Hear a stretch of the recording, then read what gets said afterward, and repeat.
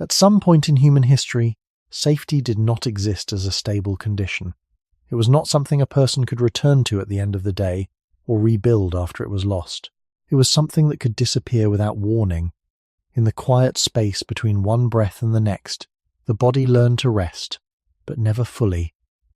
The mind learned to sleep, but never deeply. Because for most of human time on Earth, night was not simply the absence of light. It was the return of uncertainty, of unseen movement, of sounds that could not be traced to a known source. There was no wall thick enough, no door strong enough, no distance far enough to guarantee that the next moment would resemble the last. And over generations, this condition did not just shape behavior. It shaped the body itself, how lightly we sleep, how quickly we wake, how easily the heart responds to a sudden noise in the dark. If safety is something we now assume, then what does it mean that for most of human existence, it never truly existed?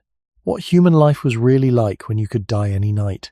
There was a time when the setting of the sun did not simply mark the end of activity, it marked the beginning of a different world. As light faded, the environment did not remain the same place seen in lower visibility. It became something else entirely, shaped by the limits of human perception. Vision, which dominates human awareness during the day, quickly lost its reliability. Colors dissolved into uniform darkness. Edges blurred. Distance became difficult to judge. The landscape once readable turned uncertain. What had been a familiar path or resting place no longer offered the same clarity. In its place came a slower, more cautious way of sensing, one that depended less on sight and more on sound, movement, and memory. In such conditions, the human body did not have the luxury of assuming that the environment was stable.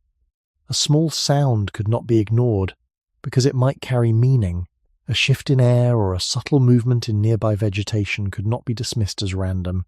These were not dramatic moments, but quiet adjustments in attention, repeated night after night. Over long periods of time, this pattern shaped how humans responded to darkness. The absence of light was not neutral. It required constant interpretation. Unlike many nocturnal animals, humans did not evolve specialized vision for low light. The human eye performs best in daylight, and its ability to distinguish detail drops significantly in darkness. This meant that early humans could not rely on seeing danger before it approached. Instead, awareness had to extend beyond sight. Hearing became more important, not in the sense of sharper ears, but in the sense of increased attention. The brain had to decide, often with incomplete information, whether a sound mattered. Most of the time, there would be no clear answer. The ground itself also changed meaning at night. During the day, a place to sit or lie down could be evaluated visually. At night, that same ground could conceal uneven surfaces, moisture, or small forms of life that were not visible. The body had to negotiate contact with the environment without full knowledge of it. This did not always result in immediate danger, but it prevented complete relaxation. Even in stillness, there was a low level of uncertainty. In open environments, the transition into night could be especially pronounced. Without dense structures or enclosed spaces, there was little to separate the body from the surrounding world. The sky darkened, but the ground did not become safer. Instead, the boundary between what was near and what was far became harder to maintain.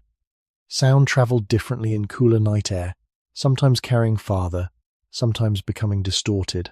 A noise might seem close when it was distant, or distant when it was near. This uncertainty made it difficult to form stable expectations about the space. These conditions were not constant across all regions or all periods of human history, but they were common enough to influence general patterns of behavior. Before the widespread and reliable use of artificial light, darkness was a shared experience.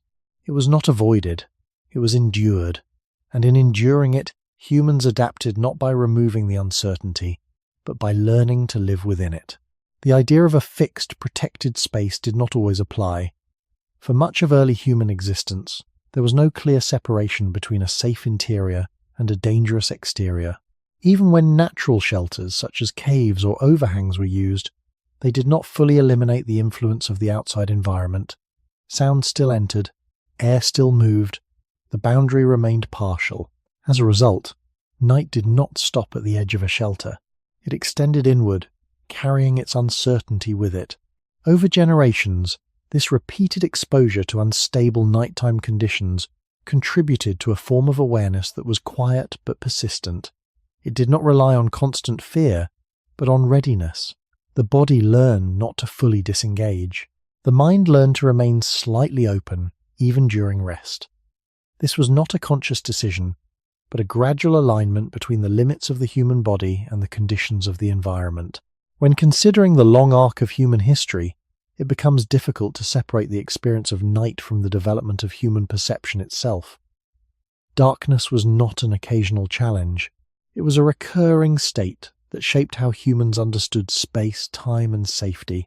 The expectation that an environment would remain predictable from one moment to the next was not something early humans could rely on after sunset. And in that gap between expectation and reality, a different way of experiencing the world took form, one that did not assume stability, but continuously adjusted to its absence. As darkness settled, sound began to take on a different role, not because the ears changed, but because the absence of light shifted how information was gathered. During the day, sound often supports what the eyes already confirm. At night, it can become the primary way of detecting what cannot be seen. This shift does not make hearing more precise in a physical sense, but it changes how attention is directed. The mind begins to listen more carefully, not to every noise, but to patterns, interruptions, and subtle differences that might indicate movement or presence. A branch bending under weight, the rhythm of footsteps against dry ground, the sudden silence of insects. These were not interpreted with certainty, but they could not be ignored. In open landscapes where visual reference points disappear after sunset, sound becomes a way of mapping space without clear boundaries. A distant noise might suggest activity beyond immediate reach, yet its exact location remains unclear. This creates a condition where the environment is sensed, but not fully understood. The brain must continuously update its interpretation, often without confirmation. This form of listening is not about accuracy, but about maintaining awareness in the face of incomplete information. Over time, this condition may have influenced how humans process sound, even in safer environments. Sudden noises at night still trigger a stronger response than similar sounds during the day. This is not necessarily a sign of fear, but of a system that has learned to prioritize unexpected changes in a quiet environment. The stillness of night amplifies contrast. A small disturbance stands out more clearly, not because it is louder, but because there is less background activity to mask it. This makes the absence of sound just as meaningful as its presence. A place that was active with insects or small animals during the early evening might grow quiet later in the night. That silence could signal a change, though its cause would remain unknown. In such moments, the body does not receive a clear message, only a shift that requires attention. Early humans did not possess a reliable way to identify every source of sound. There were no tools to extend hearing beyond natural limits, no consistent barriers to block or filter noise. As a result, sound was always tied to uncertainty. It suggested possibilities rather than providing answers. A noise could indicate wind moving through vegetation, or it could indicate something moving within it. The difference was not always detectable. This ambiguity required a form of restraint. Reacting to every sound would be exhausting and impractical, but ignoring all of them would be equally risky. The balance between these responses likely developed over long periods, shaped by repeated exposure to environments where sound could not be fully trusted. In this way, listening became less about identifying exact sources and more about maintaining a flexible awareness. The body remained prepared to respond, but not committed to a specific interpretation. This kind of attention does not rely on clear signals. It operates in a space where meaning is partial and constantly shifting. Even within groups, sound retained this uncertainty. The presence of others did not eliminate the need to listen.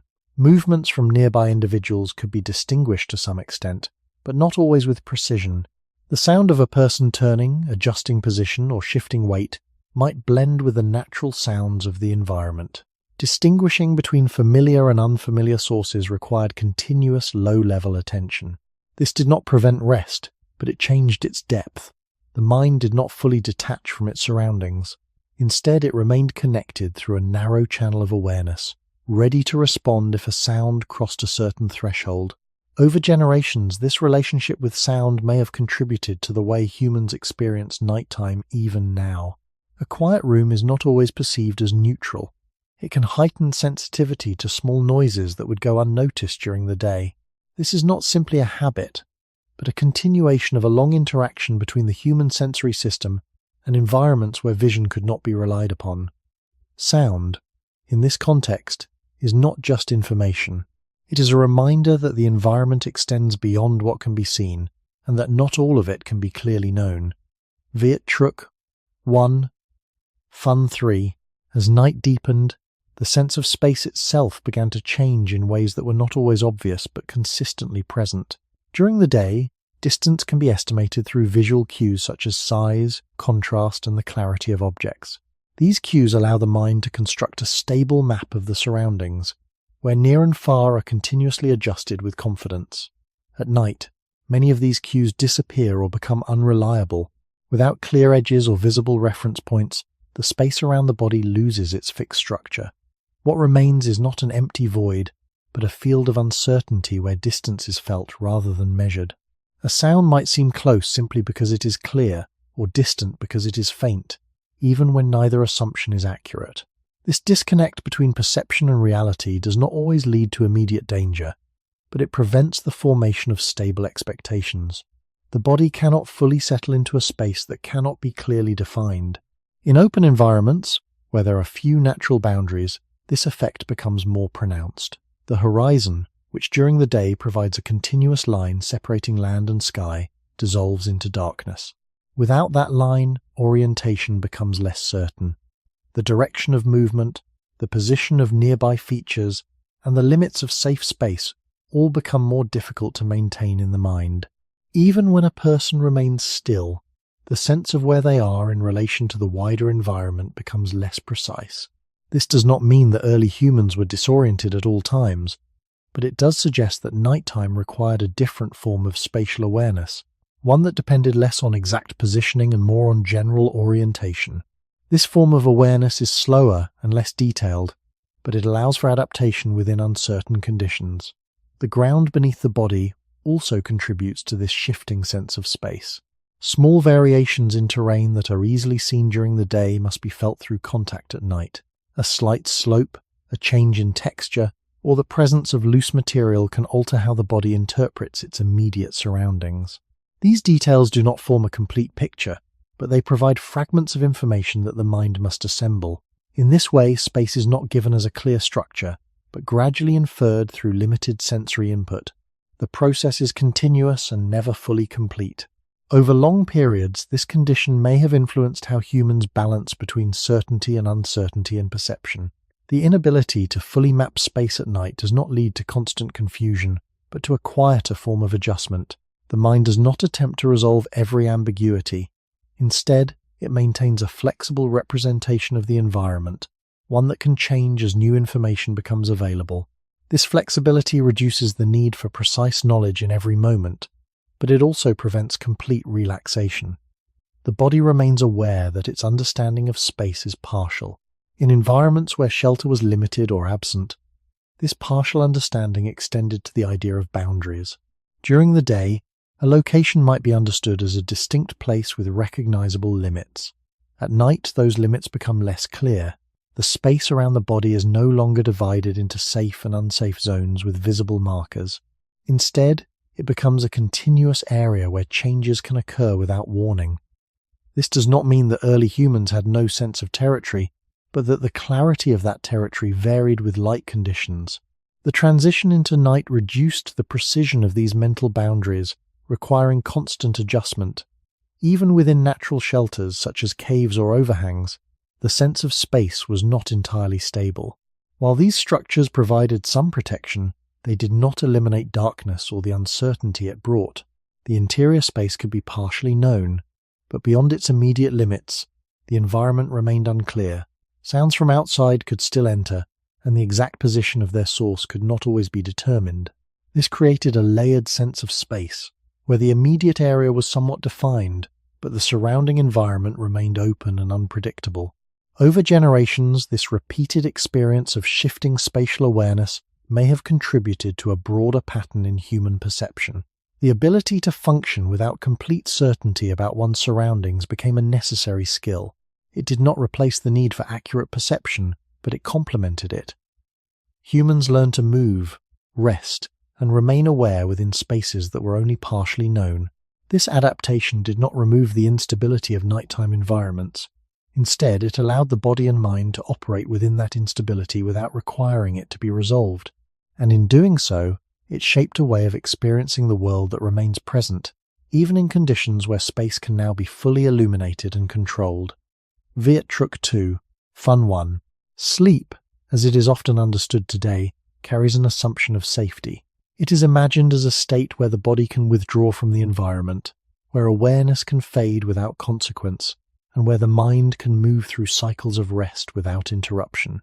But for much of human history, this form of sleep would not have been consistently possible. The conditions surrounding early humans did not allow for complete disengagement. Instead, rest had to exist alongside a persistent connection to the environment, shaped by the same uncertainty that defined the night. The human body, in this context, did not simply fall asleep. It adjusted itself into a state that balanced restoration with readiness. Modern sleep research shows that human sleep is not a uniform, unbroken state. It is composed of different stages, each with varying levels of depth and responsiveness. Some stages involve lighter sleep, where the body can wake more easily, while others involve deeper phases that are more difficult to interrupt. This structure is widely accepted and observed across populations. However, the proportion and distribution of these stages can be influenced by external conditions, including safety, temperature, and noise. In environments where risk is present, lighter stages of sleep may become more prominent, not as a conscious choice, but as a physiological adjustment. In early human environments, where nighttime carried unpredictable elements, it is reasonable to understand sleep as something that remained partially open. The body did not shut down entirely, because doing so would reduce the ability to respond to sudden changes. This does not mean that early humans were constantly awake or unable to rest. Rather, their rest likely included frequent transitions between lighter and deeper states, shaped by the surrounding conditions. Small disturbances, sounds, shifts in temperature, movement within the group could bring the body closer to wakefulness without fully interrupting sleep. This pattern can still be observed in modern contexts. People tend to sleep more lightly in unfamiliar places, a phenomenon often described in research as a form of adaptive vigilance. Part of the brain remains more responsive, monitoring the environment for unexpected stimuli. While the exact mechanisms are still being studied, the general pattern is well documented. This suggests that the human capacity to maintain partial awareness during sleep is not a recent development, but part of a longer evolutionary history. In the absence of secure enclosed spaces, this kind of sleep would have been common. Without walls, controlled temperature, or consistent lighting, the body remained exposed to subtle changes in the environment. A drop in temperature during the night, the movement of air, or the shifting position of nearby individuals could all influence the depth of rest. These were not dramatic interruptions, but continuous adjustments. The body did not wait for a clear signal of danger to respond. Instead, it maintained a baseline level of sensitivity, allowing it to react if necessary. This sensitivity also shaped how quickly a person could wake. In safer environments, waking from deep sleep can take time.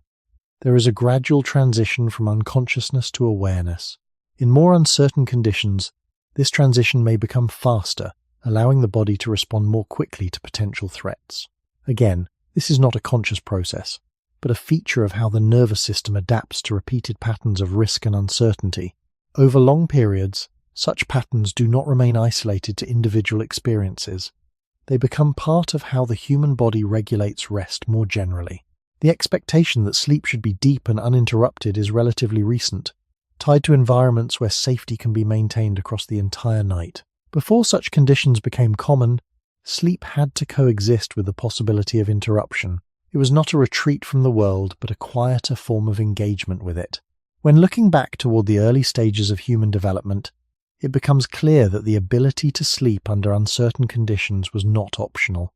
It was necessary for survival. The body had to find ways to restore itself without fully disconnecting from its surroundings. This balance did not eliminate risk, but it allowed rest to occur within it. And in doing so, it shaped a form of sleep that remains, even now, more responsive and more easily disturbed than it might first appear. Viet chuk hai, fun hai. Waking, in uncertain environments, is not a single moment but a rapid transition shaped by how the body anticipates change. In stable conditions, the shift from sleep to wakefulness can unfold gradually, with awareness returning in layers. In less predictable settings, that transition tends to shorten. The body does not wait to confirm a clear threat before moving toward alertness. Instead, it prepares to respond to the possibility that something in the environment may require action. This preparation is not constant fear, but a readiness that sits just beneath the surface of rest. It is expressed in how quickly the eyes can open, how the muscles can tense, and how attention can gather around a new sound or movement. The human nervous system includes pathways that allow for rapid responses to unexpected stimuli. These pathways are widely studied and are understood to operate with minimal delay, often before conscious interpretation is complete. A sudden noise in the night can bring the body into a state of alertness before the source of that noise is identified. The heart rate may increase, breathing may change, and muscles may prepare for movement. These reactions do not depend on a full understanding of the situation. They occur because the cost of delaying a response could be greater than the cost of reacting too early. In environments where nighttime conditions include incomplete information, such responsiveness becomes useful. The body does not need to be certain about what it hears or senses. It only needs to be capable of shifting from rest to readiness quickly enough to reduce potential risk. This does not guarantee safety, but it alters the balance between vulnerability and response. Over repeated exposure, such patterns may become more consistent, shaping how individuals experience waking even in less demanding environments. This rapid transition is also linked to how the brain processes sensory input during sleep. Even when the body is at rest, certain levels of sensory monitoring continue. Not all stimuli are treated equally. Familiar and repetitive sounds may be filtered, while irregular or unexpected ones are more likely to trigger a response. This selective sensitivity allows the body to conserve energy while still maintaining a connection to the environment. It is not a perfect system, and it can produce false alarms, but it reflects a balance between rest and awareness. Within groups, this responsiveness could interact with the presence of others. The movement or reaction of one individual might influence the state of another. A sudden shift nearby, even if not directly related to an external event, could lead to a brief increase in alertness. This does not require coordination or deliberate signaling. It emerges from the shared environment and the similar ways in which human bodies respond to change. Over time, such interactions could create patterns where moments of alertness move through a group without a clear origin. The speed of waking is not uniform across all individuals or all situations, but the capacity for rapid transition appears to be a consistent feature of human physiology. It reflects a system that has been shaped to respond under conditions where certainty is limited. This does not mean that early humans were constantly on the edge of immediate reaction. Rather, their bodies maintain the ability to shift states quickly when needed, without requiring full conscious analysis. In modern settings, this same capacity can still be observed. A person may wake suddenly from sleep without a clear reason, or respond to a small disturbance more strongly than expected. These responses are often interpreted as disruptions, but they can also be understood as expressions of a system that has been tuned over long periods to remain responsive during rest. The context has changed, but the underlying mechanisms remain. Looking back toward earlier human environments, it becomes easier to understand why such mechanisms would persist. In conditions where night reduced visibility, where sounds carried uncertain meaning, and where boundaries between safe and unsafe space were not clearly defined, the ability to wake quickly could influence outcomes. It did not eliminate risk, and it did not provide certainty, but it offered a way to respond within a narrow window of time. And in that narrow window, the difference between continued rest and immediate action could take shape before the mind had time to fully interpret what was happening. Viet chuk hai, fun ba. Over longer stretches of time, the relationship between rest and risk does not remain confined to individual nights. It begins to shape broader patterns in how the body organizes sleep across the entire cycle of day and night. This organization, often referred to as circadian rhythm, is widely understood as the internal timing system that regulates when the body feels alert and when it becomes ready for rest. It is influenced by light, temperature, and activity, but it is also responsive to environmental conditions that affect safety and exposure. In settings where night carries persistent uncertainty, this internal rhythm does not simply follow the absence of light. It adjusts to the realities of the environment in which rest must occur. Human circadian rhythms are not perfectly fixed. They show flexibility across different populations and conditions. In some traditional societies without artificial lighting, sleep patterns can be segmented rather than continuous, with periods of rest interrupted by quiet wakefulness. These patterns are not universal, but they are well documented and suggest that uninterrupted sleep across the entire night is not the only form the human body can sustain. Instead, sleep can be distributed in ways that allow for intermittent awareness, even when the body is largely at rest. In earlier human environments, where nighttime conditions could not be controlled, such flexibility may have been useful. Rather than entering a single extended period of deep sleep, the body could cycle through phases that included lighter rest and brief awakenings. These awakenings did not necessarily involve full activity. They could consist of subtle shifts in awareness, small adjustments in position, or a moment of listening before returning to rest. This pattern allows the body to remain connected to its surroundings without abandoning the need for recovery. The influence of environmental risk on these rhythms does not require precise knowledge of specific threats. It operates through repeated exposure to conditions where certainty is limited. Over generations, individuals whose bodies could balance rest with responsiveness may have been more likely to maintain stability within those environments. This does not imply a direct or simple line of adaptation, but it reflects a broader interaction between biological systems and external conditions that is consistent with widely accepted principles of human evolution. Light remains a primary signal for regulating circadian rhythms, but in natural settings, the transition from day to night is gradual. Twilight provides a period where the body begins to adjust, reducing activity and preparing for rest. However, this transition does not remove environmental uncertainty. It only signals a change in the type of awareness required. As darkness deepens, the body shifts toward rest, but not toward complete disengagement. The rhythm continues to operate within the constraints of the environment, not separate from them. Temperature also plays a role in shaping these patterns. Nighttime often brings cooler conditions, which can influence when and how the body enters deeper stages of sleep. A gradual drop in temperature is associated with the onset of rest, but fluctuations during the night can interrupt or modify sleep depth. In environments without controlled shelter, these fluctuations are more pronounced. The body must respond to them while maintaining its overall rhythm, leading to a form of sleep that is both structured and adaptable. Across human history, these interacting factors, light, temperature, sound, and uncertainty, have contributed to a form of circadian regulation that is responsive rather than rigid. The body does not simply follow an internal clock in isolation. It aligns that clock with the conditions it repeatedly encounters. In doing so, it creates patterns of rest that can accommodate both recovery and awareness. In modern contexts, where artificial light extends the day and controlled environments reduce external disturbances, these rhythms can shift further. Yet traces of their earlier flexibility remain. People may wake during the night without a clear cause, or experience periods of quiet alertness between phases of sleep. These experiences are often seen as interruptions, but they can also be understood as part of a broader capacity for adaptable rest. When viewed across the long span of human development, it becomes clear that sleep has never been entirely separate from the environment. It has always been shaped by it. The internal rhythm that guides rest is not a closed system, but one that remains open to influence. And in environments where night did not guarantee safety, that openness allowed the body to continue functioning within conditions that could not be fully predicted or controlled. There was a long period in human history when fire was not a reliable presence at night. It may have been encountered, observed, or even occasionally used, but it was not something that could be consistently created or maintained. In such conditions, the boundary between light and darkness remained largely unchanged.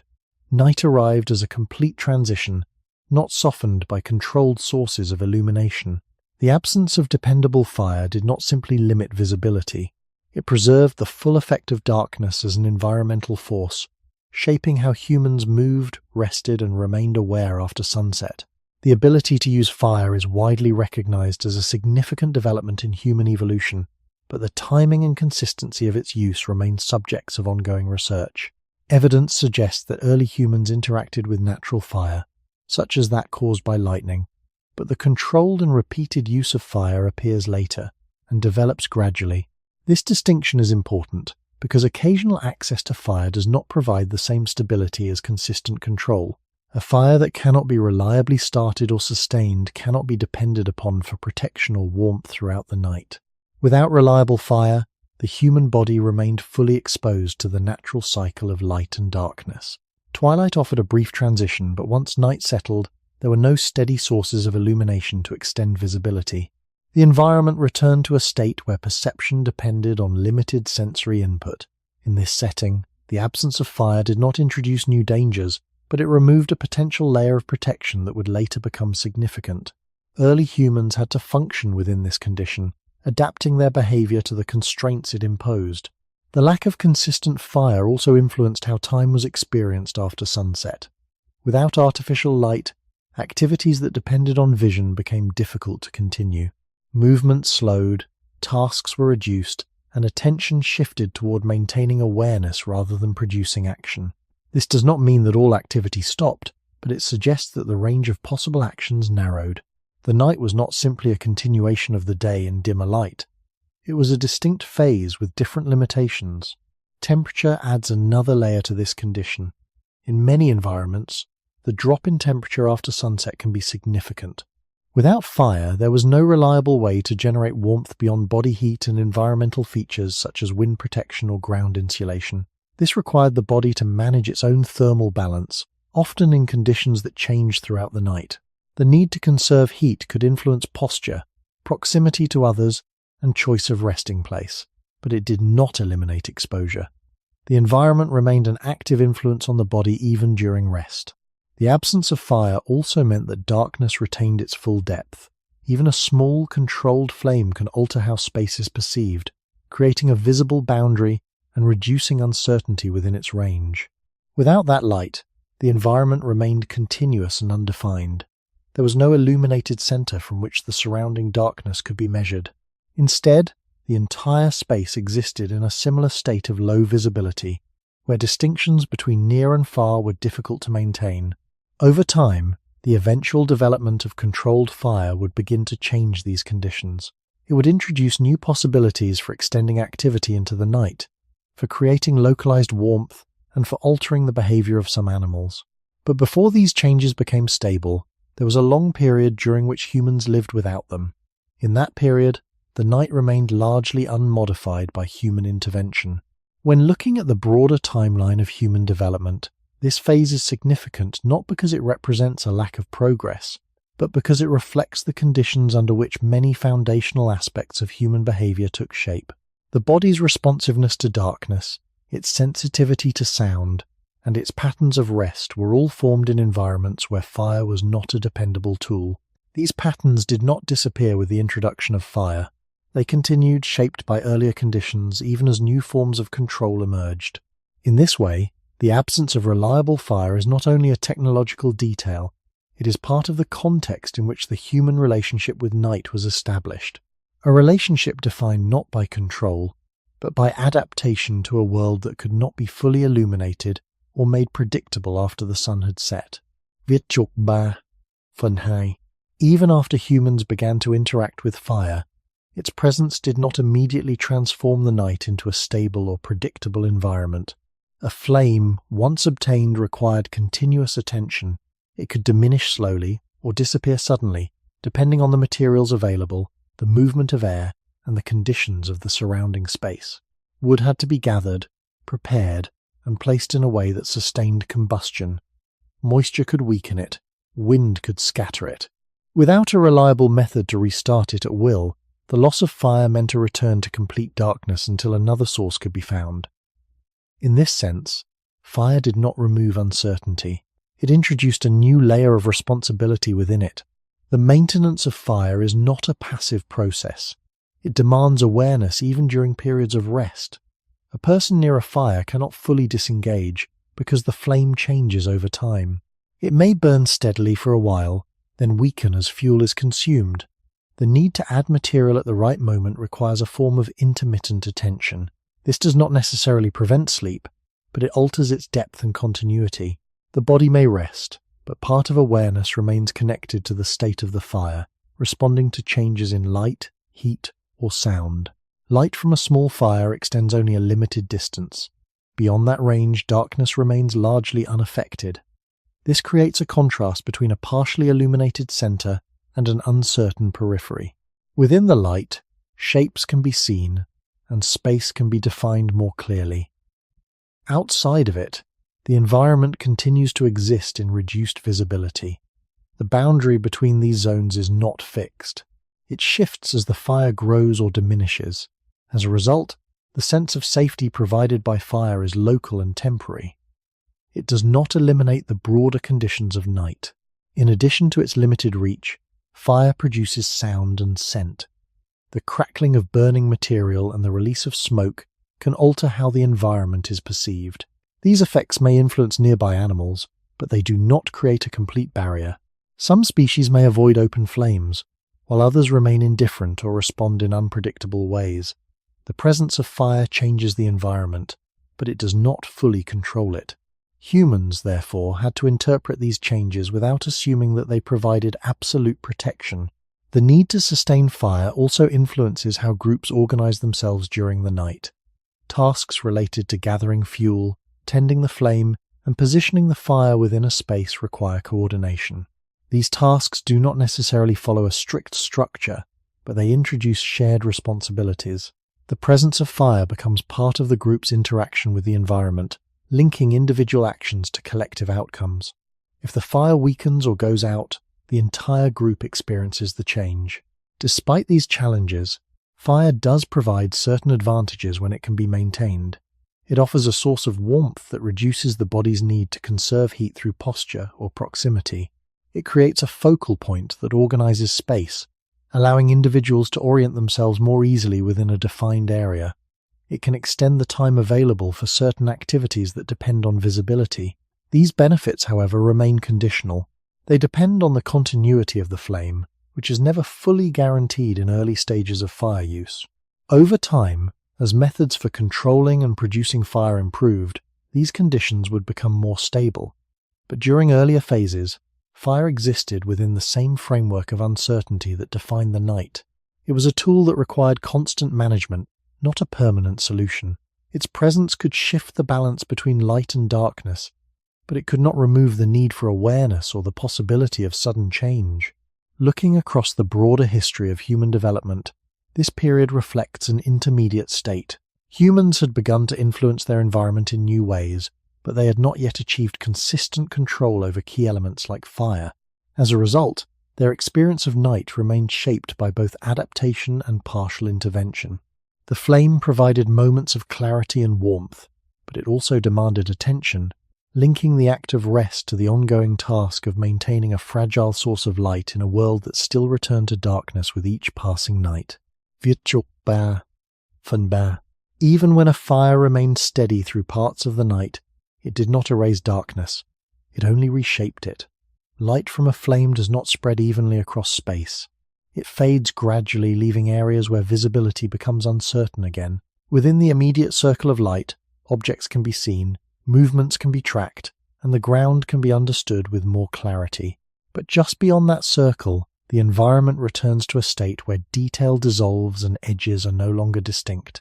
This creates a layered experience of night, where clarity and uncertainty exist side by side, never fully separated. The presence of these darker zones means that attention cannot remain fixed in one place.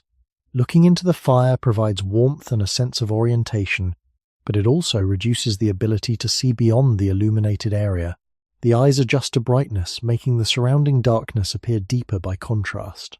When the gaze shifts outward, it takes time for vision to adapt again. During that brief interval, the environment remains partially unreadable. This constant adjustment between light and dark introduces a rhythm of perception that never fully stabilizes. Movement at the edges of light is especially difficult to interpret. A small shift in shadow, a change in the outline of nearby vegetation, or the suggestion of motion at the boundary of visibility can draw attention without offering clear information. These moments do not always indicate real movement, but they cannot be dismissed with certainty. The human visual system, already limited in low light, must process incomplete signals and decide whether they matter. Most of the time, there is no definitive answer. The result is not continuous alarm, but a steady awareness that the environment extends beyond what can be clearly seen. Fire also creates contrast in temperature and airflow. The area close to the flame becomes warmer, while the surrounding space remains cooler. Air currents can shift as heat rises, carrying scents and subtle sounds in different directions. These changes can alter how the environment is perceived without providing clear indications of their source. A faint movement of air might be caused by the fire itself, or by something moving nearby. Distinguishing between these possibilities is not always possible, adding another layer of uncertainty to the experience of night. Within groups, the fire can serve as a center around which individuals gather, but it does not create a complete boundary. People positioned closer to the flame may have a clearer view of each other, while those at the edges of the group remain partially obscured. The distribution of light and shadow shapes how individuals perceive both their immediate surroundings and the presence of others. Even in close proximity, not every movement is fully visible. This partial visibility reinforces the need for ongoing awareness, even within what might be considered a shared space. Over time, the coexistence of light and darkness may have influenced how humans interpret safety. The presence of light does not guarantee protection. It offers a temporary and limited improvement in perception, but it does not remove the possibility of change beyond its reach. As a result, safety becomes relative rather than absolute. It is associated with conditions that can shift, rather than with fixed structures that remain constant. Archaeological evidence of early fire use often shows localized areas where burning occurred, rather than widespread illumination. Hearths, when identified, suggest points of activity rather than continuous control over larger spaces. This aligns with the idea that fire, in its early use, created centers of influence without transforming the entire environment. The night remained largely intact beyond these points, maintaining its characteristic uncertainty. When viewed within the broader context of human development, this period reflects a balance between emerging control and persistent limitation. Fire introduces new possibilities, but it does not remove the conditions that shaped human awareness in the first place. The body continues to respond to darkness, to sound, and to incomplete information, even as light becomes available in limited forms. These responses do not disappear with the presence of fire. They remain active, integrated into a system that must operate within both illuminated and unilluminated space. In this way, the experience of night during early fire use is not one of transformation but of contrast. Light reveals, but only within bounds. Darkness remains, not as an absence, but as an extension of the environment that cannot be fully brought into view. And within that extension, the same patterns of attention, adaptation, and uncertainty continue to shape how humans rest, perceive, and remain connected to a world that does not become fully known, even in the presence of flame. Not all danger announces itself through clear signals. In low-light environments, many forms of risk remain undetected until they are close, or until their effects are already present. This is not because the environment is constantly threatening, but because the limits of perception prevent early identification. In darkness, the absence of visible movement does not confirm the absence of activity. It only reflects the boundaries of what can be seen. For early humans, this meant that awareness had to extend beyond direct observation, into a space where possibilities could not be fully confirmed or dismissed. Among the most consistent features of nighttime environments is the change in activity patterns across different species. Many animals are more active during the night, not because they are hidden, but because the conditions favor their movement and behavior. Reduced light can make it easier for them to approach without being detected, and cooler temperatures may support longer periods of activity. For humans, whose vision is less effective in low light, this creates an imbalance. The environment does not become empty after sunset. It becomes differently populated, with forms of life that are adapted to conditions where human perception is limited. This does not imply constant encounters or frequent direct conflict. Instead, it suggests a background condition in which the possibility of unseen presence remains. A rustle in vegetation, a shift in ground cover, or a distant sound may indicate movement, but not its nature. The inability to identify the source does not immediately lead to action, but it does influence how attention is maintained. The body remains prepared to respond, even without clear information. In addition to larger animals, smaller forms of life contribute to this uncertainty. Insects, for example, often increase their activity at night. Their movement is not always directly harmful, but it can alter the environment in subtle ways. The sensation of contact, the presence of sound, and the influence on skin and surfaces all contribute to a sense that the environment is active, even when it appears still. These interactions do not always represent immediate danger, but they prevent the environment from becoming fully neutral. Parasites and other small organisms also play a role, though their presence is not always visible or immediately felt. Their impact is often gradual, affecting the body over time rather than in a single moment. In this sense, not all risk is tied to sudden events. Some forms of exposure occur without clear signals, reinforcing the idea that the absence of visible threat does not equal safety. Early humans, like all organisms, existed within these layers of interaction, many of which operated beyond direct perception. The structure of the environment itself can contribute to hidden risk. Uneven ground, loose materials, or concealed features such as holes or dense vegetation can affect movement at night. Without clear visibility, the body must rely on limited sensory input to navigate these conditions. A misstep does not require a large hazard. It can result from the inability to see a small change in terrain. These kinds of risks are not dramatic, but they are part of the continuous negotiation between the body and its surroundings. In open landscapes, the lack of physical barriers means that distance does not guarantee separation. Something that is far away can move closer without being seen, and something that is near may not be detected until it produces a clear signal. This fluid relationship between distance and awareness adds to the overall uncertainty of the night. The environment cannot be fully mapped, and its contents cannot be completely known at any given moment. When considering the long span of human development, these conditions do not suggest a constant state of alarm, but a persistent need for adaptive awareness. The body does not remain in a heightened state at all times, but it does not fully disengage either. It operates within a range where response is possible, even if the exact source of potential risk is unclear. This form of awareness is shaped not by specific threats, but by the general condition of limited perception. Over generations, such conditions may have influenced how humans respond to ambiguity more broadly. The ability to remain attentive without requiring full information, to respond without complete certainty, and to adjust behavior based on partial signals becomes a consistent feature of interaction with the environment. These responses are not tied to a single type of danger. They emerge from a setting where many forms of risk remain unseen, and where the absence of clear evidence does not remove the need for continued awareness. Viết chục bốn, phần 2. As night settles, patterns of movement across the landscape do not stop. They shift.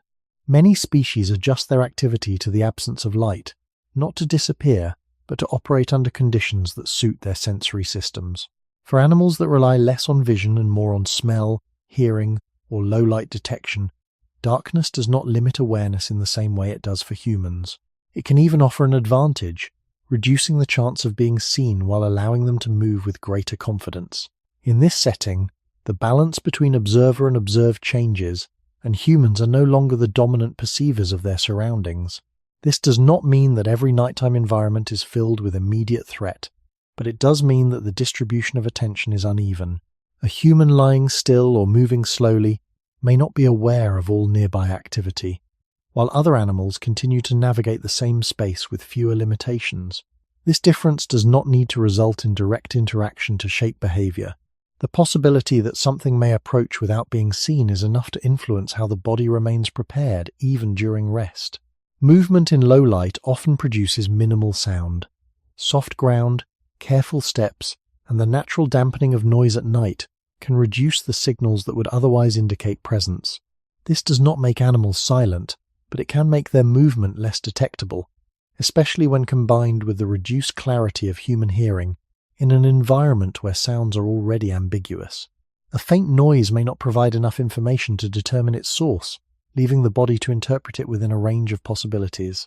For humans, this creates a condition where awareness must extend beyond what can be confirmed. A distant sound could be the movement of a small animal, the shifting of vegetation in the wind, or something larger moving with intent.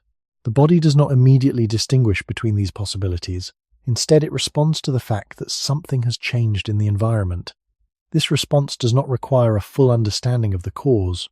It reflects a system that prioritizes responsiveness over certainty. In addition to movement, the presence of animals can influence the environment in indirect ways. Changes in the behavior of other species, such as the sudden quieting of insects or the alteration of familiar patterns of sound, can signal that something has shifted. These signals are not precise, but they contribute to a broader sense of change. The environment does not provide clear explanations. It offers fragments of information that must be interpreted without complete context. The interaction between humans and other animals at night is not defined by constant conflict, but by overlapping spaces and differing abilities. Humans, without specialized adaptations for low-light vision, rely on a combination of limited sight, attentive hearing, and learned patterns to navigate these conditions. Other species may rely on different systems, allowing them to operate with greater ease in the same environment. This difference does not always lead to direct encounters, but it shapes how humans experience the night as a space that cannot be fully controlled or understood. Over time, repeated exposure to such conditions may have influenced how humans perceive vulnerability. The awareness that other forms of life continue to move and act beyond the limits of human perception introduces a subtle but persistent factor into nighttime experience. It does not require constant vigilance in the form of active searching or scanning. Instead, it encourages a form of passive readiness, where the body remains capable of responding without needing to identify every source of movement. This pattern is consistent with broader principles of how organisms interact within shared environments. No single species fully defines the space. Each operates within its own range of perception and ability, and these ranges overlap in complex ways. For early humans, this meant that nighttime environments were not empty or still.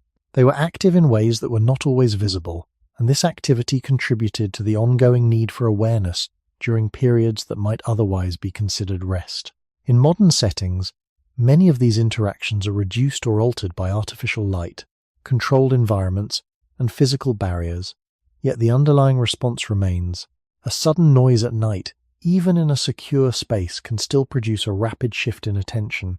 This response reflects not only immediate conditions, but a long history of living in environments where unseen movement was a consistent feature of the night, shaping how the body balances rest with the possibility of change. Vietchuk, born, Fun Bear. Not all forms of risk in the night come from large or clearly identifiable sources. Many of them are small, persistent, and difficult to detect in the moment they occur.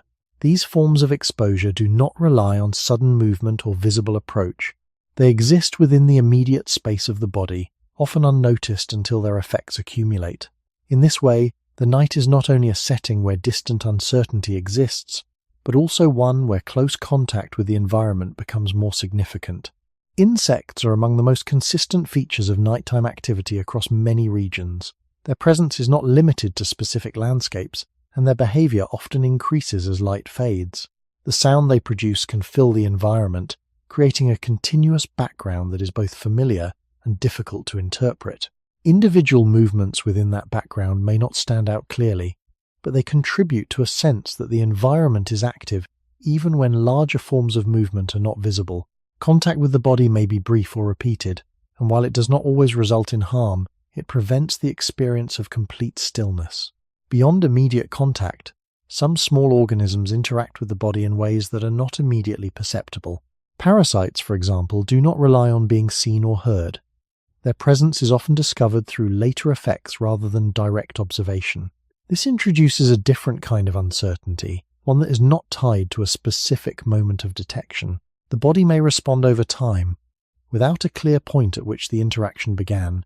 In environments where such organisms are present, exposure becomes part of the ongoing relationship between the body and its surroundings. The ground and surfaces that support rest can also contribute to this form of risk. Materials such as soil, leaves, or organic debris can host a range of small life forms that are not visible in low light. Lying down in such environments does not provide a complete separation from these elements. Instead, the body remains in contact with them throughout the night. This contact does not always produce immediate discomfort, but it reinforces the idea that rest occurs within the environment, not apart from it. Temperature and moisture interact with these factors in subtle ways. Cooler air can slow some forms of activity, while humidity can support others. The combination of these conditions can influence how the body experiences the night, not only in terms of comfort but in terms of exposure.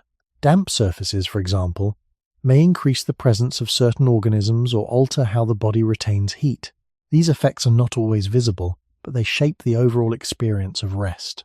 Unlike larger, more immediate threats, these smaller forms of interaction do not produce clear signals that demand a direct response. Instead, they create a background condition of continuous engagement.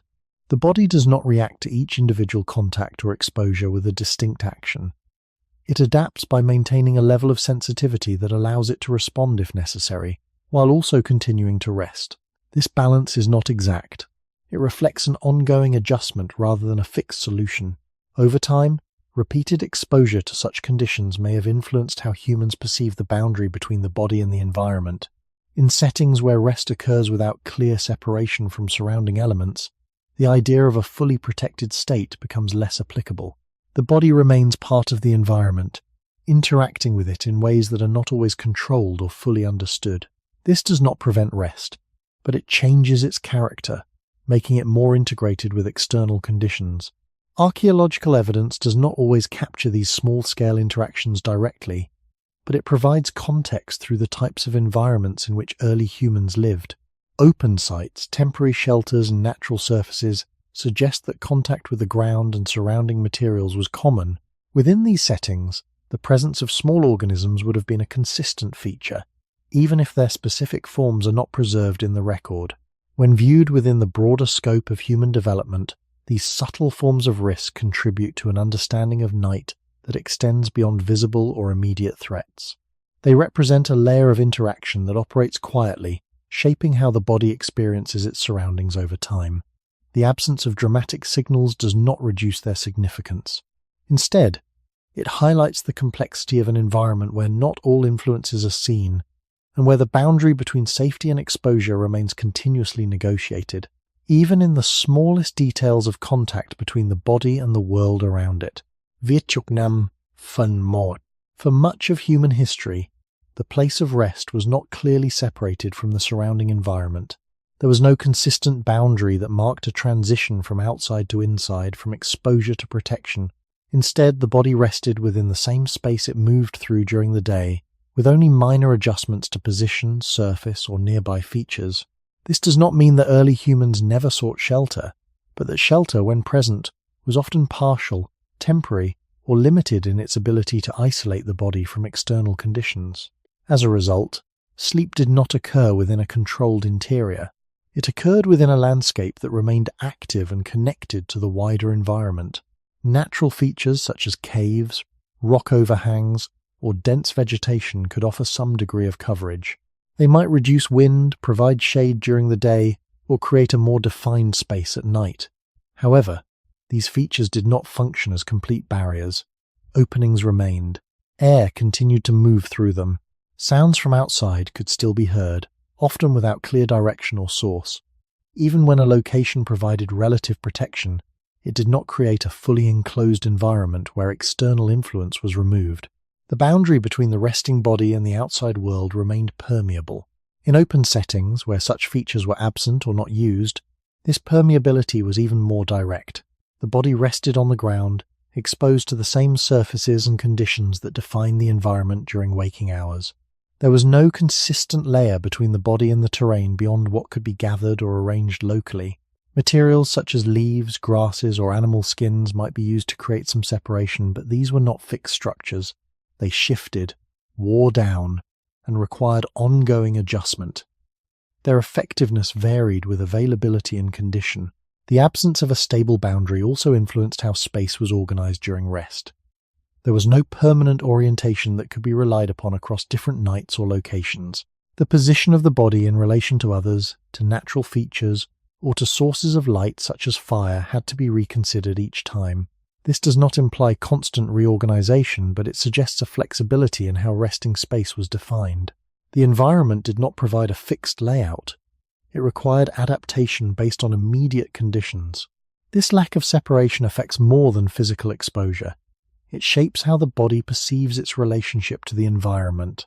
In a setting where there is no clear division between inside and outside, the idea of a protected interior does not fully apply. The body remains part of the environment even during rest. It is influenced by changes in temperature, sound, and movement without a clear barrier to moderate those effects. This continuous interaction does not prevent sleep, but it alters its depth and stability. Archaeological evidence supports the idea that early human resting places were often temporary and variable. Sites show patterns of occupation that suggest repeated use, but not permanent construction in the earliest periods. The materials available for creating separation from the ground or surrounding space were limited, and their preservation over time is inconsistent. What remains indicates that while humans did modify their immediate environment, they did not fully isolate themselves from it. Over long periods, this form of exposure may have influenced how humans developed expectations about rest. Sleep was not associated with complete withdrawal from the environment. It was integrated within it. The body did not assume that conditions would remain constant throughout the night. Instead, it maintained a readiness to adjust, responding to changes as they occurred. This pattern aligns with earlier observations about sleep depth and responsiveness, suggesting a consistent relationship between environment and physiology. In later periods, as more stable forms of shelter developed, the nature of this relationship began to change. Structures with defined boundaries allowed for greater control over internal conditions, reducing some forms of exposure. However, these developments occurred gradually and unevenly across different regions and populations. For much of human history, the absence of clear protective boundaries remained a defining feature of how rest was experienced. When viewed in this broader context, the act of sleeping without a defined interior space reflects more than a lack of construction.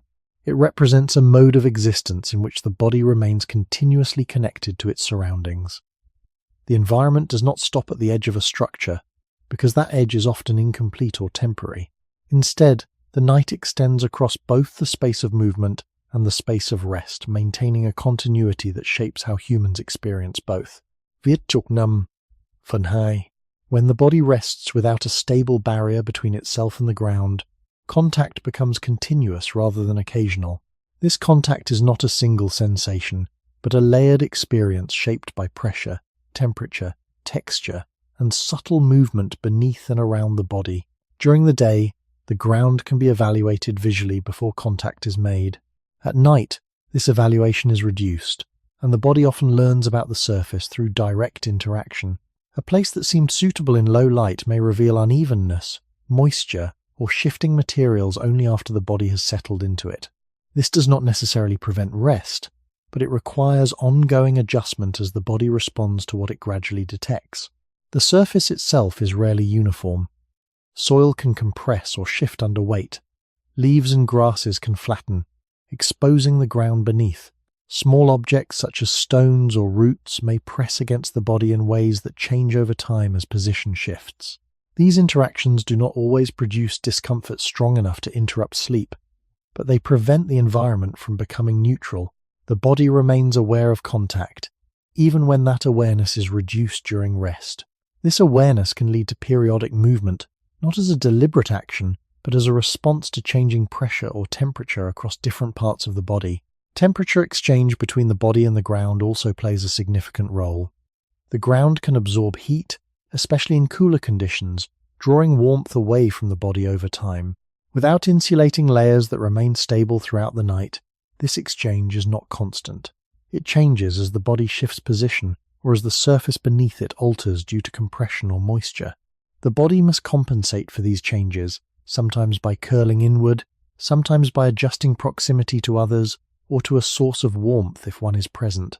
These adjustments do not eliminate heat loss, but they can reduce its impact. Moisture introduces another variable. Ground surfaces can retain dampness from earlier conditions such as rain, dew, or proximity to water sources. At night, when visibility is limited, the presence of moisture may not be immediately apparent. The body may only detect it after contact has been made. Dampness can influence both temperature and comfort, increasing the rate at which heat is lost and altering how materials such as leaves or grasses behave under pressure. These effects do not always lead to immediate waking, but they contribute to a form of rest that is responsive rather than fixed. In addition to physical properties, the ground can host small forms of life that interact with the body through contact. These interactions are not always noticeable at the moment they occur. A slight movement across the skin, a brief sensation that does not fully register, or a change in texture that is felt but not clearly identified can all be part of the experience. Over time, these interactions contribute to a sense that the surface is not inert. It is active, even if that activity is subtle. The body's response to continuous contact is not to eliminate it, but to adapt to it. Muscles may relax unevenly, distributing weight in ways that reduce pressure on specific points. Breathing patterns may shift as posture changes. Small movements occur throughout the night, not as conscious decisions, but as part of maintaining a balance between rest and comfort. These movements do not necessarily interrupt sleep completely. They are integrated into it, forming a pattern of micro-adjustments that allow rest to continue under changing conditions. Archaeological findings suggest that early humans sometimes modified the ground surface by arranging materials such as plant matter to create a more stable resting area. These modifications indicate an awareness of the ground's influence on rest, but they do not represent a complete separation from it. The materials used would have required maintenance and would not have remained unchanged throughout the night. Their effectiveness depended on availability, condition, and the specific environment in which they were used. Over long periods, repeated exposure to these conditions may have influenced how the human body organizes rest. The expectation that a surface will remain consistent is not always supported by natural environments. Instead, the body develops a capacity to adjust continuously, responding to variations in pressure, temperature, and contact without requiring a complete shift to wakefulness. This capacity reflects a form of resilience that does not remove discomfort entirely, but allows it to be managed within the broader process of rest. When considering the broader context of human origins, this continuous contact with the ground highlights a fundamental aspect of early life. Rest did not occur in isolation from the environment. It occurred within it, shaped by direct interaction with surfaces that changed over time. The boundary between the body and the ground was not fixed. It was negotiated moment by moment, through small adjustments that allowed sleep to continue even when the conditions supporting it were never fully stable. Viet Nam Phun Ba. A place to rest was rarely fixed across long periods. It changed with movement, with seasons, with the availability of resources, and with the shifting conditions of the environment. This variability meant that sleep did not occur in a single, familiar location that the body could fully learn over time. Instead, each night brought a setting that was similar in general form, but different in detail. The ground might be softer or harder, the surrounding space more open or more enclosed, the sounds more constant or more intermittent. These differences did not prevent rest, but they required the body to adapt repeatedly, without relying on a stable reference. Movement across the landscape was a central feature of early human life. Groups followed patterns of resource availability, adjusted to changes in climate, and responded to conditions that made one area more suitable than another. As a result, the place of rest shifted along with these movements. There was no guarantee that a previously used location would remain accessible or appropriate. Even when certain sites were revisited, the conditions within them could change due to weather, vegetation growth, or the presence of other animals. This meant that familiarity, while possible, was never complete or permanent. The selection of a resting place likely involved a balance between multiple factors rather than a single defining feature. Slight elevations might reduce exposure to moisture. Proximity to natural features could offer partial shelter from wind. The arrangement of surrounding space could influence how easily movement would be detected. These considerations do not form a precise set of rules, but they reflect a process of adjustment based on immediate conditions. The body and the group did not search for a perfect location. They worked within what was available, At night, the limitations of visibility made this selection more uncertain. A place chosen in fading light might reveal different characteristics after darkness fully settled. Subtle slopes, hidden irregularities, or changes in the surrounding environment might only become apparent through direct contact or through sound. This meant that the initial choice of location was not final. It could be modified through small shifts in position, or through changes in how individuals arrange themselves within the space. Within groups, the distribution of positions during rest could also vary. Proximity to others might provide a degree of shared awareness, while distance could reduce disturbance from movement or sound.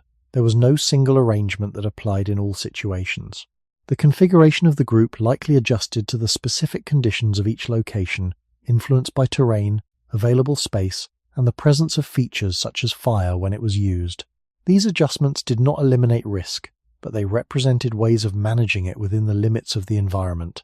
The absence of a fixed resting place also affects how the body interprets its surroundings. In modern contexts, repeated use of the same sleeping environment allows for a high degree of familiarity. The mind learns the layout, the sounds, and the expected patterns of the space, reducing uncertainty over time.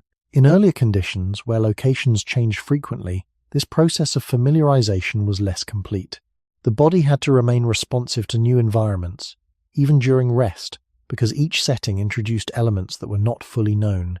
This ongoing variability contributes to a form of sleep that is flexible rather than deeply anchored to a specific place. The body does not depend on a single set of conditions to enter rest. It adjusts to a range of environments, each with its own characteristics. This flexibility supports survival in changing conditions, but it also maintains a connection to the surrounding space that does not fully disappear during sleep. Archaeological patterns of temporary occupation support the idea that early human groups did not remain in one location for extended periods without change. Evidence of repeated use of certain sites exists, but it is often interspersed with periods of absence or with shifts in how those sites were used. This suggests a dynamic relationship with space, where rest was integrated into movement rather than separated from it. Across the long span of human history, this pattern of shifting rest locations reflects a broader interaction between humans and their environment.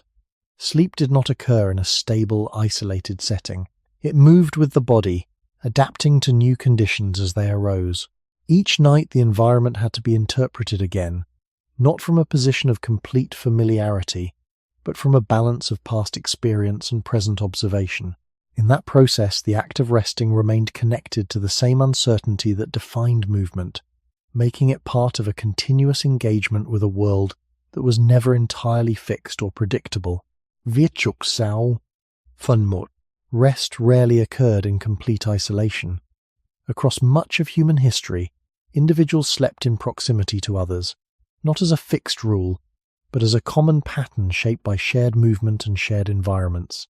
Living in groups did not remove the uncertainty of the night, but it altered how that uncertainty was experienced.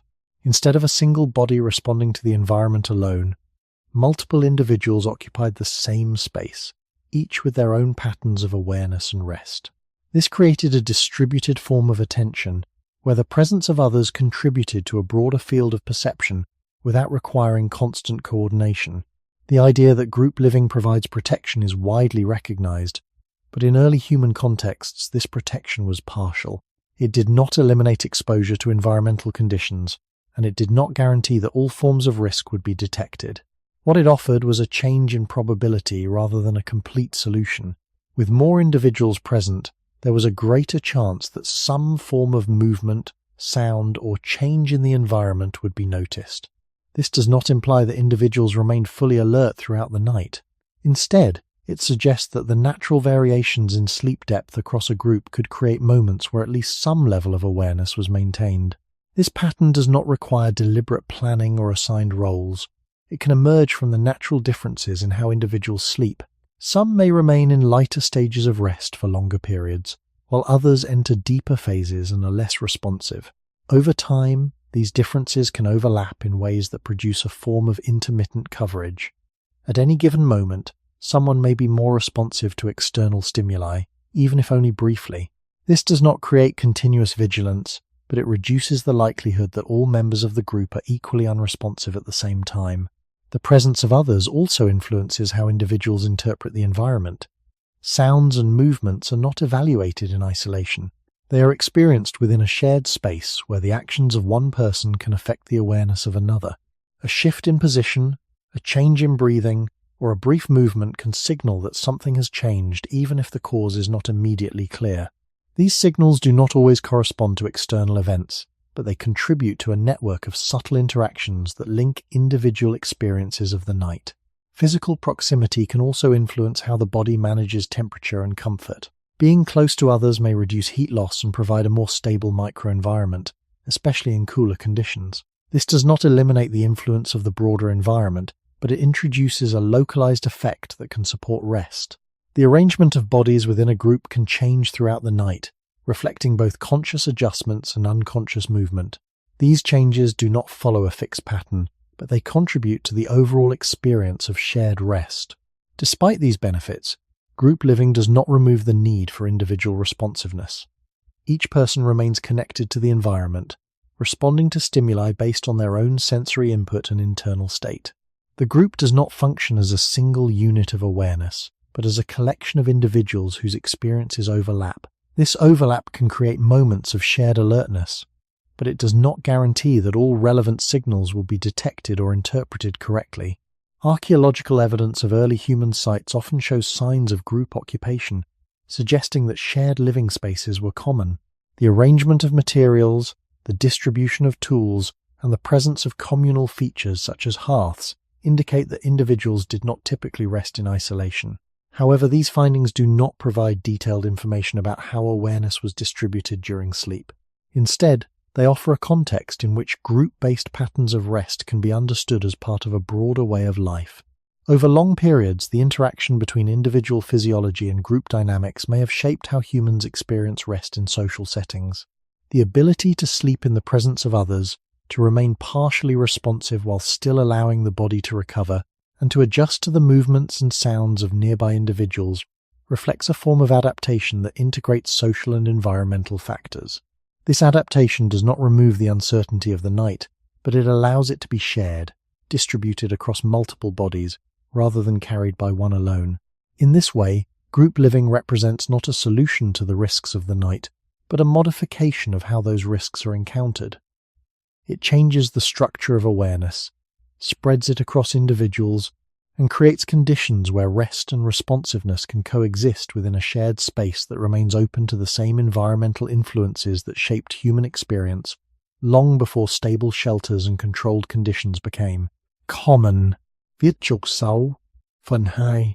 Within a group, rest does not occur in perfect synchrony.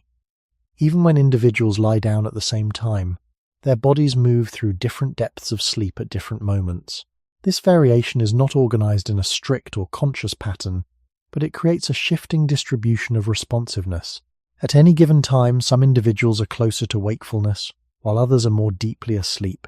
This unevenness does not guarantee continuous awareness, but it reduces the likelihood that everyone is equally unresponsive at once. In this way, the group does not rely on a fixed system of watchfulness. It operates through the natural differences in how bodies rest. The idea of taking turns to remain awake is often associated with later, more structured forms of social organization. In earlier contexts, it is more accurate to consider a looser pattern, where brief periods of wakefulness emerge without formal assignment. A person may wake momentarily due to a sound, a change in temperature, or a shift in position, and then return to rest. Another individual may remain in a lighter stage of sleep for a longer duration, responding more easily to small disturbances. These moments of partial awareness overlap in ways that create a form of intermittent attention across the group. This pattern does not require communication or planning. It arises from the interaction between individual physiology and the environment. Each person responds to stimuli based on their own sensitivity, and these responses are distributed over time. The result is not a continuous watch, but a series of brief intervals where awareness increases and then recedes. These intervals may be short and irregular, but together they contribute to a background level of responsiveness that is shared rather than centralized. The presence of others can also influence how these intervals unfold. A movement from one individual may lead to a slight increase in alertness in another, even if the cause of the movement is internal rather than external. This creates a chain of subtle reactions that move through the group without a clear starting point. The environment is not only monitored directly, but also indirectly through the behavior of nearby individuals. This does not ensure accurate interpretation of every signal, but it broadens the range of cues that can be detected. In conditions where uncertainty remains high, this distributed pattern of awareness may offer certain advantages. It does not depend on any single individual remaining alert for extended periods, which would be difficult to sustain. Instead, it allows rest to continue while maintaining the possibility of response. The body can recover while still being capable of shifting toward alertness when needed. This balance reflects a compromise between the need for restoration and the need for awareness. The variability in sleep depth across individuals is supported by modern observations. People differ in how easily they wake, how deeply they sleep, and how they respond to environmental stimuli. These differences are influenced by a range of factors, including age, physical condition, and immediate surroundings. In a group setting, these variations can complement each other, creating a pattern where not all members respond in the same way at the same time. This does not mean that early human groups were free from risk during rest. The distributed nature of awareness reduces certain vulnerabilities, but it does not eliminate them. Signals can still be missed, misinterpreted, or delayed. The environment remains unpredictable, and the group's response depends on factors that are not fully controlled. However, the presence of multiple individuals with overlapping periods of responsiveness changes the overall dynamic, making it less likely that a single moment of inattention affects everyone simultaneously. Over time, this form of shared rest may have contributed to how humans tolerate sleeping near others.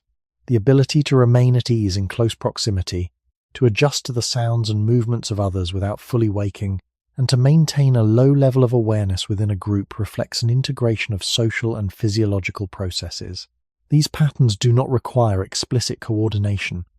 They emerge from repeated exposure to environments where rest and uncertainty coexist. Looking across the broader span of human development, this uneven distribution of awareness highlights a key feature of group living. Protection is not absolute, and it is not constant. It is partial, shifting, and dependent on the natural rhythms of individual bodies. Within that shifting pattern, moments of alertness appear and disappear, creating a form of collective responsiveness that does not eliminate the risks of the night, but allows them to be met within the limits of human capacity. Even within a group, the conditions of the night do not become fully stable. The presence of others changes how the environment is experienced, but it does not remove the underlying uncertainty. Each individual remains connected to the same limitations of perception, the same variability of the ground, the same shifting patterns of sound and movement. Group living redistributes awareness, but it does not transform the environment into a controlled space. The night continues to extend beyond the group, carrying with it elements that cannot be fully seen, predicted, or contained. The idea of shared presence can create a sense of relative safety, but this sense is not based on complete protection. It emerges from probability rather than certainty. With more individuals present, there is a greater chance that some change in the environment will be noticed, but there is no guarantee that all relevant signals will be detected or interpreted correctly. A sound may be heard but not recognized. A movement may occur beyond the range of perception. These limitations do not disappear when individuals gather together. They remain, shaping the conditions under which rest occurs. Within the group itself, additional sources of uncertainty are introduced. Movements from nearby individuals, changes in breathing patterns, or shifts in position can produce sounds that resemble external signals. Distinguishing between internal and external sources is not always immediate, especially in low-light conditions where visual confirmation is limited.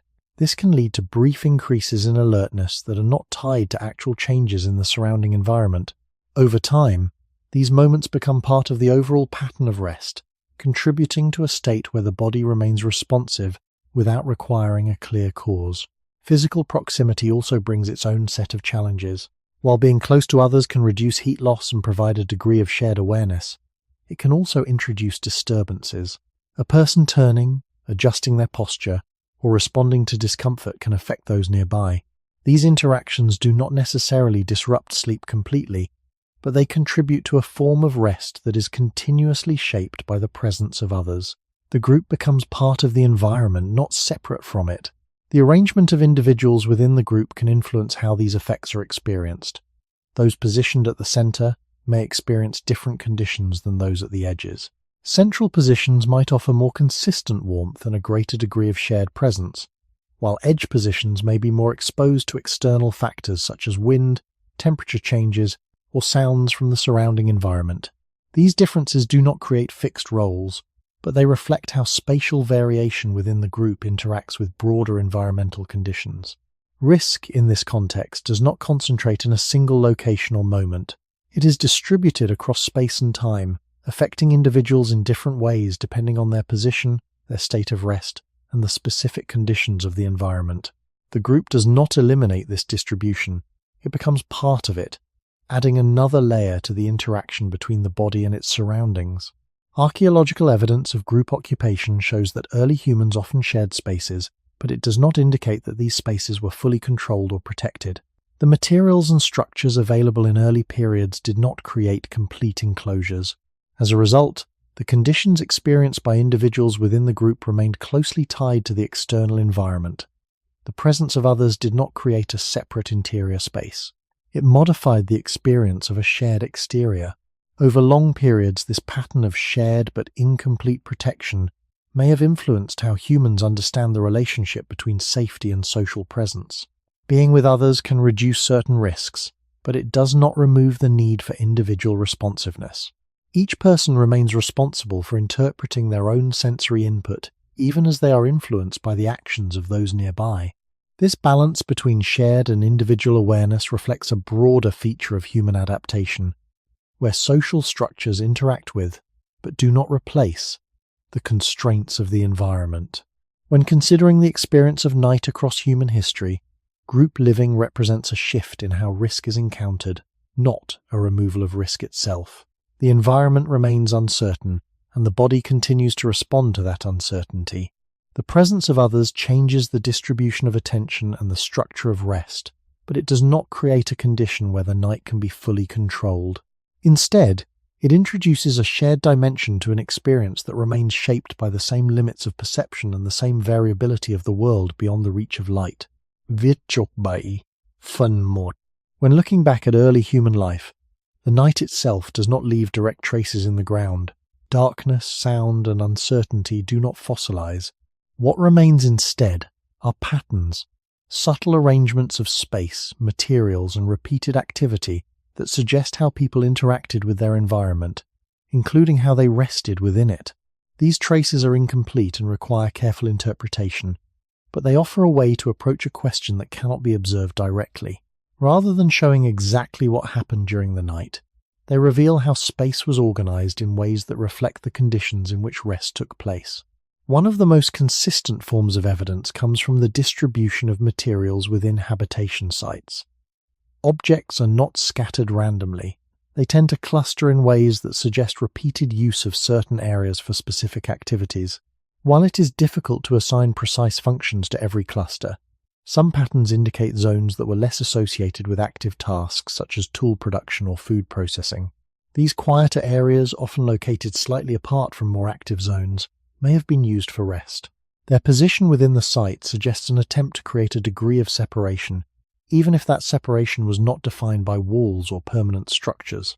The arrangement of hearths, when present, provides another point of reference. Fire leaves visible traces in the form of ash, charcoal, and altered soil. These traces can indicate where light and heat were concentrated. The placement of hearths within a site is rarely random. They are often located in positions that balance access to fuel, exposure to air, and proximity to other activities. Around these points, the distribution of other materials may suggest areas where individuals gathered, rested, or spent extended periods of time. However, the presence of a hearth does not define the entire space. It creates a center, but the surrounding areas remain less clearly structured. In some sites, there is evidence of prepared surfaces, where plant materials or other substances were arranged in a way that suggests intentional modification of the ground. These features are not always preserved, and when they are, their interpretation requires caution. They may indicate an effort to create a more stable or comfortable surface, possibly for resting. The presence of such modifications suggests that early humans were aware of the ground's influence on the body and took steps to alter it when possible. However, these modifications do not form permanent structures. They are temporary adjustments within a broader environment that remains largely unchanged. The spatial relationship between different features within a site can also provide insight. Areas associated with repeated activity tend to show signs of wear, accumulation, or alteration. In contrast, spaces with fewer traces of active use may have been reserved for other purposes, including rest. This does not create a clear map of sleeping areas, but it suggests that space was organized in a way that recognized different functions, even in the absence of fixed boundaries. It is important to note that these interpretations are based on patterns observed across multiple sites and contexts. No single site provides a complete picture.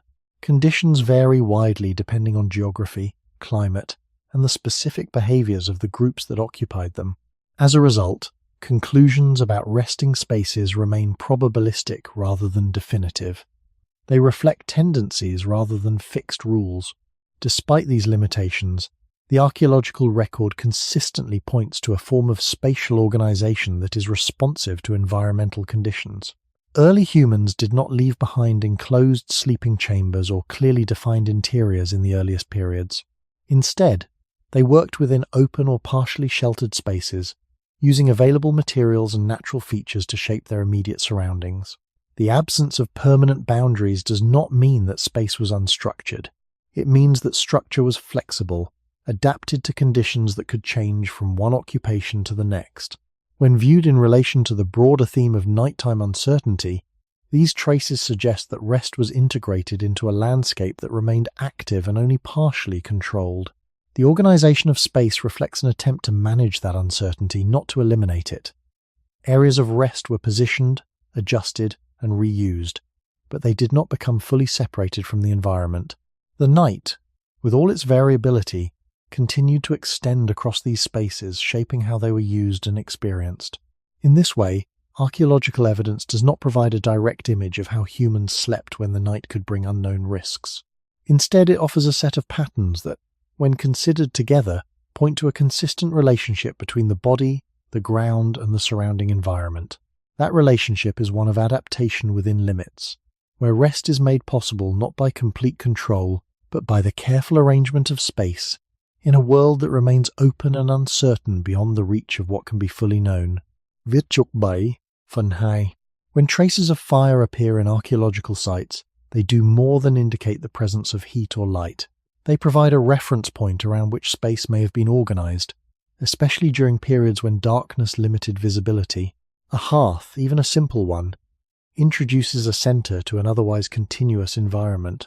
This center does not create a complete boundary, but it offers a focal point that can influence how people position themselves, how they orient their bodies, and how they relate to the surrounding space during rest.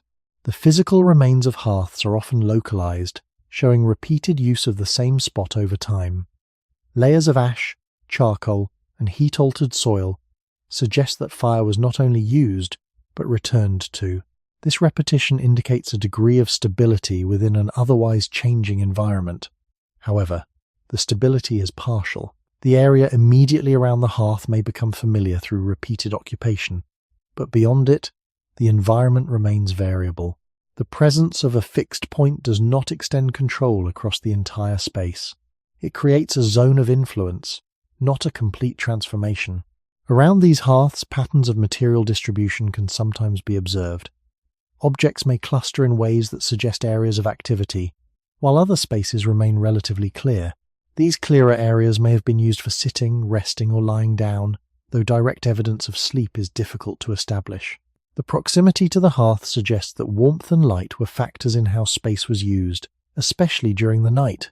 Being near the fire could reduce exposure to cold and improve visibility, but it also required awareness of the fire itself, including its maintenance and its potential to change. The arrangement of space around a hearth is not necessarily symmetrical or uniform. It can reflect the irregularities of the terrain, the availability of materials, and the number of individuals present. Some may be positioned closer to the center, while others remain at the edges of the illuminated area. This variation does not imply a fixed hierarchy, but it shows that space is negotiated rather than prescribed. Each position carries different conditions, balancing warmth, visibility, and exposure to the surrounding darkness. Fire also affects how the boundaries of space are perceived. The light it produces creates a contrast between what can be seen clearly and what remains indistinct. This contrast can give the impression of a defined area, but the boundary is not physical. It shifts as the fire changes in intensity, as fuel is added or consumed, and as the surrounding environment interacts with the flame. The edge of visibility is not a fixed line. It is a zone that expands and contracts, influencing how individuals perceive their immediate surroundings. In some archaeological contexts, there is evidence of multiple hearths within a single site. This may suggest that space was organized into smaller zones, each with its own center of light and activity. Such arrangements could reflect different groupings within a larger population or different phases of occupation. The presence of multiple focal points does not create a unified structure, but it introduces a pattern where space is divided through the placement of fire rather than through constructed barriers. The role of fire in shaping space is also tied to its limitations. As discussed earlier, fire requires maintenance and does not provide constant illumination. Its influence is strongest when it is actively tended and diminishes as it weakens. This variability means that the organization of space around a hearth is not static.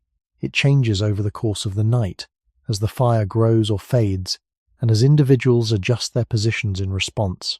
When considering the broader implications of these patterns, it becomes clear that fire contributes to a form of spatial organization that remains flexible and responsive. It does not create permanent structures, but it allows for temporary arrangements that can be reconfigured as conditions change. This aligns with the broader pattern of early human life, where movement and adaptation are central features. In relation to the experience of night, the presence of fire alters perception without removing uncertainty. It provides a point of reference, a place where the body can orient itself and where some environmental factors are moderated. Yet beyond its immediate reach, the same conditions of darkness and limited visibility persist. The archaeological traces of hearths, therefore, reflect both the emergence of human influence over the environment and the continued presence of factors that remain beyond full control. They show how space was shaped, not into a closed system, but into a series of connected zones where rest, awareness, and environmental interaction continued to coexist. Viết chục bảy, phần 3. Beyond hearths and surface modifications, another layer of archaeological evidence comes from the distribution of bones, tools, and other remains left behind after repeated occupation. These materials do not record moments of rest directly, but they reflect how space was used over time, including where activity concentrated and where it diminished. In many sites, there is a noticeable pattern in which certain areas accumulate more debris associated with food processing or tool use, while other areas remain relatively less disturbed. This contrast suggests that not all parts of a site were used in the same way, and that some spaces may have been reserved, at least temporarily, for quieter forms of presence. Bones, especially those associated with food consumption, tend to cluster in areas where processing and eating took place. These clusters can include cut marks, signs of burning, and fragmentation patterns that indicate repeated handling. The accumulation of such materials over time creates zones that are clearly associated with active use.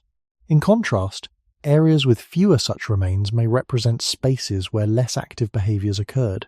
While it is not possible to label these areas with certainty as places of sleep, their relative absence of activity-related debris makes them consistent with spaces that were kept clearer for other purposes. The positioning of these quieter areas in relation to features such as hearths can offer additional context. In some cases, they appear to be located at a moderate distance from the center of activity, close enough to benefit from warmth and light, but far enough to avoid constant disturbance. This balance suggests an awareness of how different parts of a space could serve different needs. The organization is not rigid or formalized, but it reflects a pattern of use that adapts to both environmental conditions and the practical demands of daily life. Another aspect to consider is the presence of repeated occupation layers. Over time, sites may accumulate multiple phases of use, each leaving its own set of traces. By examining how these layers overlap, it is sometimes possible to identify recurring patterns in spatial organization. Areas that remain relatively clear across multiple occupations may indicate a consistent tendency to avoid placing certain activities in those locations. This consistency does not prove that these areas were always used for rest, but it supports the idea that space was not used randomly. The interpretation of these patterns requires caution. Natural processes such as erosion, animal activity, and the passage of time can alter the original distribution of materials. What appears as a clear area may be the result of later disturbance rather than intentional use. For this reason, archaeologists rely on multiple lines of evidence and comparisons across sites to build a more reliable understanding. Even with these methods, conclusions remain probabilistic, reflecting tendencies rather than definitive assignments of function. Despite these uncertainties, the broader pattern suggests that early humans engaged in a form of spatial organization that recognized differences in activity and rest. They did not construct permanent boundaries, but they used the arrangement of their immediate environment to create zones with different characteristics. These zones were flexible and could change with each occupation, but they reflect an underlying approach to managing space within the constraints of the environment. In relation to the experience of night, this organization does not remove uncertainty, but it provides a way to navigate it. By separating areas of more intense activity from those of quieter presence, early humans may have reduced some forms of disturbance during rest. This does not create complete protection, but it introduces a level of structure that can support the body's need for recovery within an environment that remains open and variable. The distribution of remains also highlights the continuity between day and night activities. The same space that is used for processing food or making tools during the day becomes the space of rest at night, with adjustments rather than complete transformation. This continuity reinforces the idea that early human life did not divide sharply between active and inactive environments. Instead, the same landscape supported multiple forms of engagement, shifting in function as conditions changed. When viewed together, these traces of spatial organization contribute to an understanding of how early humans managed the challenges of resting in environments where the night could not be fully controlled. They show that while complete safety was not achievable, patterns of use emerged that allowed for a degree of stability within that uncertainty. The body rested not in isolation, but within a carefully arranged space that reflected both the limitations and the possibilities of life in a world where darkness remained a constant presence beyond the reach of full understanding. Across long stretches of time, repeated exposure to similar conditions does not only shape individual behavior, it can influence patterns that extend across generations, not as fixed memories, but as tendencies in how the body responds to certain environments. Night, with its reduced visibility and uncertain signals, has been a consistent feature of human experience for a very long time.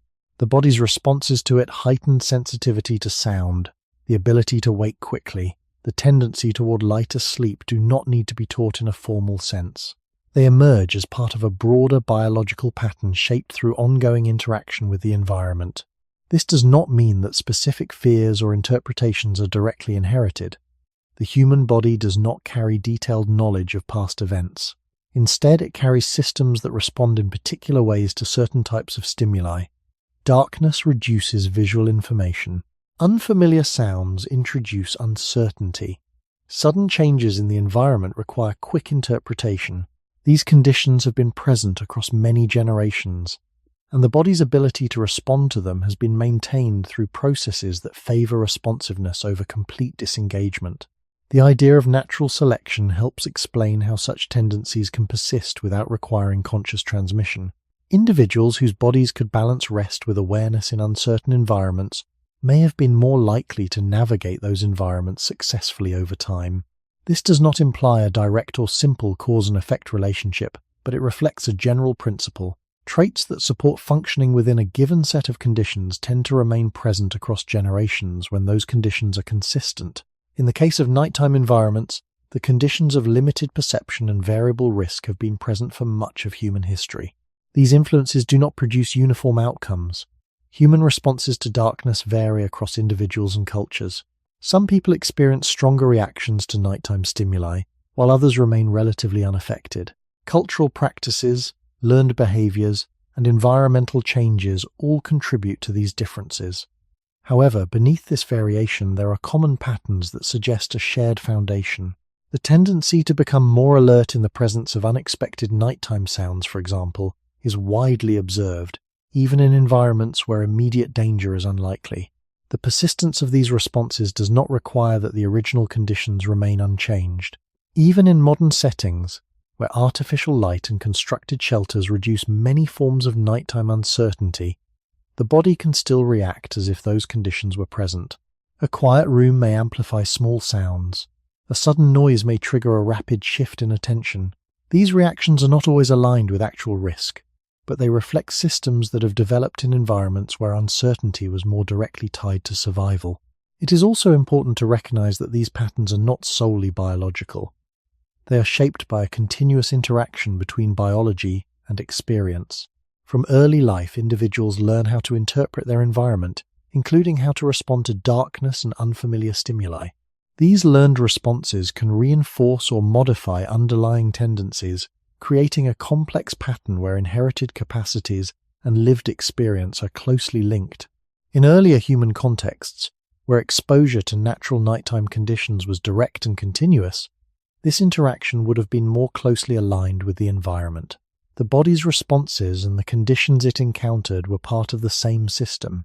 There was less separation between internal regulation and external influence. This does not mean that early humans experienced night in a uniform way, but it suggests that their responses were consistently shaped by direct engagement with environments that could not be fully controlled. Over generations, the accumulation of these interactions contributes to a form of continuity, not a continuity of specific experiences, but of general patterns in how the body prepares for and responds to certain conditions. Night becomes not just a time of reduced activity, but a context that has repeatedly shaped how humans balance rest with awareness. When considering the broader arc of human history, this perspective shifts the focus from isolated events to long-term processes. The experience of night is not defined by singular moments of danger or safety. It is defined by the consistent presence of conditions that require adaptation. The body does not remember each night, but it reflects the accumulation of many nights, each contributing to a system that remains responsive even when the environment changes. In this way, the legacy of those conditions continues, not as a direct memory, but as a pattern of readiness that remains embedded in how humans experience the transition from light to darkness. Virtukdam Funhai. Over many generations, patterns of behavior do not need to be consciously preserved in order to continue. They can persist through the ways bodies respond more effectively within certain conditions. In environments where night introduces uncertainty, individuals who are able to remain partially responsive during rest, to react quickly to unexpected changes, and to tolerate incomplete information may be better aligned with those conditions. This does not create a direct or simple pathway of change, but it reflects a broader process in which tendencies that support functioning within a given environment are more likely to remain present over time. Natural selection operates through differences in survival and reproduction, but its effects are often subtle and distributed across many traits rather than focused on a single characteristic. In the context of nighttime environments, no single trait determines how a person responds. Instead, a combination of factors, sensory sensitivity, sleep structure, response speed, and the ability to adjust behavior under uncertain conditions contributes to how the body manages rest. These factors are not fixed in the same way for every individual, but they form a range within which different responses can occur. The persistence of certain responses does not mean that they are always optimal in every environment. Conditions change, and what supports adaptation in one context may be less relevant in another. However, when a set of environmental features remains relatively stable over long periods, as the cycle of day and night has, the traits associated with responding to those features tend to remain part of the broader pattern of human biology. Darkness continues to reduce visual input, and unexpected sounds continue to introduce uncertainty. The body's readiness to respond to these conditions remains useful, even as other aspects of the environment change. It is important to approach this process without assigning intention or direction to it. Early humans did not choose to develop specific responses to night in a deliberate sense. Instead, individuals varied in how their bodies functioned, and those variations interacted with the environment in different ways. Over time, patterns that aligned more closely with the demands of the environment became more common. This does not produce uniformity, but it creates a general tendency within the population. These tendencies are not limited to large or obvious behaviors. They include small, often unnoticed responses that occur automatically. The way the body shifts position during rest, the ease with which it transitions between sleep stages, the sensitivity to changes in sound or temperature, all of these can be part of a broader pattern shaped through repeated interaction with environmental conditions. None of these responses alone defines how a person experiences the night, but together they contribute to a system that remains responsive without requiring constant conscious effort. Cultural practices can interact with these biological tendencies in complex ways. As human societies develop new forms of shelter, lighting, and social organization, the conditions under which people sleep change. These changes can reduce exposure to certain environmental factors, altering how the body's responses are expressed. However, the underlying capacities remain. A person may sleep in a secure environment, yet still respond quickly to an unexpected noise or experience periods of lighter sleep. These responses do not necessarily reflect current conditions, but they are consistent with a system that has been shaped under different circumstances. The interaction between inherited tendencies and current environments creates a layered experience. The body carries patterns that have developed over long periods, while the environment presents conditions that may differ from those in which those patterns first emerged. This can lead to situations where responses seem disproportionate to the immediate context, but they are not random. They are part of a system that remains capable of responding to a range of possibilities, even when those possibilities are less likely. Looking back toward earlier stages of human development, it becomes clear that the persistence of these patterns is not tied to a single moment of change, but to a continuous process. Night has been a constant feature, and the body's relationship to it has been shaped through repeated exposure rather than isolated events. The responses that remain today do not represent a complete adaptation to any one environment. They reflect a history of adjustment across many environments, unified by the shared condition of limited perception after sunset. In this way, the human response to night is not a fixed trait, but a dynamic system that continues to operate within changing conditions. It carries the influence of past environments while interacting with the present, and within that interaction, the patterns shaped over long periods remain active, guiding how the body balances rest with awareness, in a world where not everything can be fully seen or known at once. In present conditions, where artificial light extends the day and built environments reduce many forms of exposure, the human body still carries patterns that reflect earlier interactions with night. These patterns do not appear as clear memories or fixed behaviors. Instead, they emerge in subtle ways, often noticed only when they seem out of place. A person may wake briefly during the night without a clear cause, or respond to a small, unfamiliar sound with a sudden shift in awareness. These moments are not always linked to actual danger, yet they follow a structure that suggests a deeper continuity between past and present.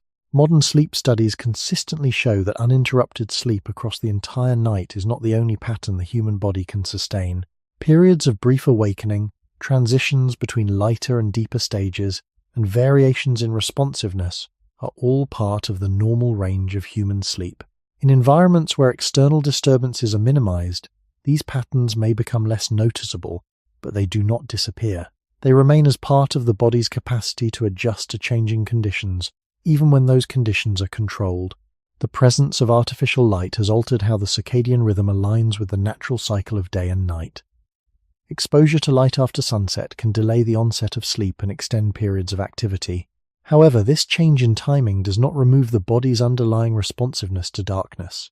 When light is reduced and the environment becomes quiet, many of the same patterns observed in earlier conditions can still emerge. The body shifts toward rest, but it does not fully disengage from its surroundings. One of the most noticeable aspects of this continuity is the sensitivity to unexpected stimuli during the night. A sound that would be ignored during the day can draw immediate attention in a quiet, dark environment. This difference is not solely a matter of volume or intensity. It reflects how the brain prioritizes information when other sensory inputs are limited. In darkness, with fewer visual cues, the relative importance of sound increases and the threshold for response may lower. This does not imply heightened fear, but a recalibration of attention based on available information. Another aspect is the experience of partial wakefulness. Some individuals report periods during the night where they are not fully asleep, but not fully awake. During these moments, the mind may remain aware of the environment while the body stays at rest. This state can be brief and may pass without full recognition, but it reflects a capacity for maintaining a connection to surroundings even during rest. Such states are not necessarily disruptions. They can be understood as part of a flexible system that allows for adjustment without complete interruption. These patterns are not identical across all individuals or all cultures. Environmental conditions, daily routines, and social structures all influence how sleep is experienced. In societies with limited artificial light, sleep patterns may align more closely with natural cycles, including periods of wakefulness during the night. In highly controlled environments, sleep may appear more continuous, though underlying responsiveness remains. This variation highlights the interaction between inherited capacities and current conditions. The persistence of these responses does not indicate that the body is out of place in modern settings. Rather, it suggests that the systems regulating sleep and awareness are designed to operate across a range of environments.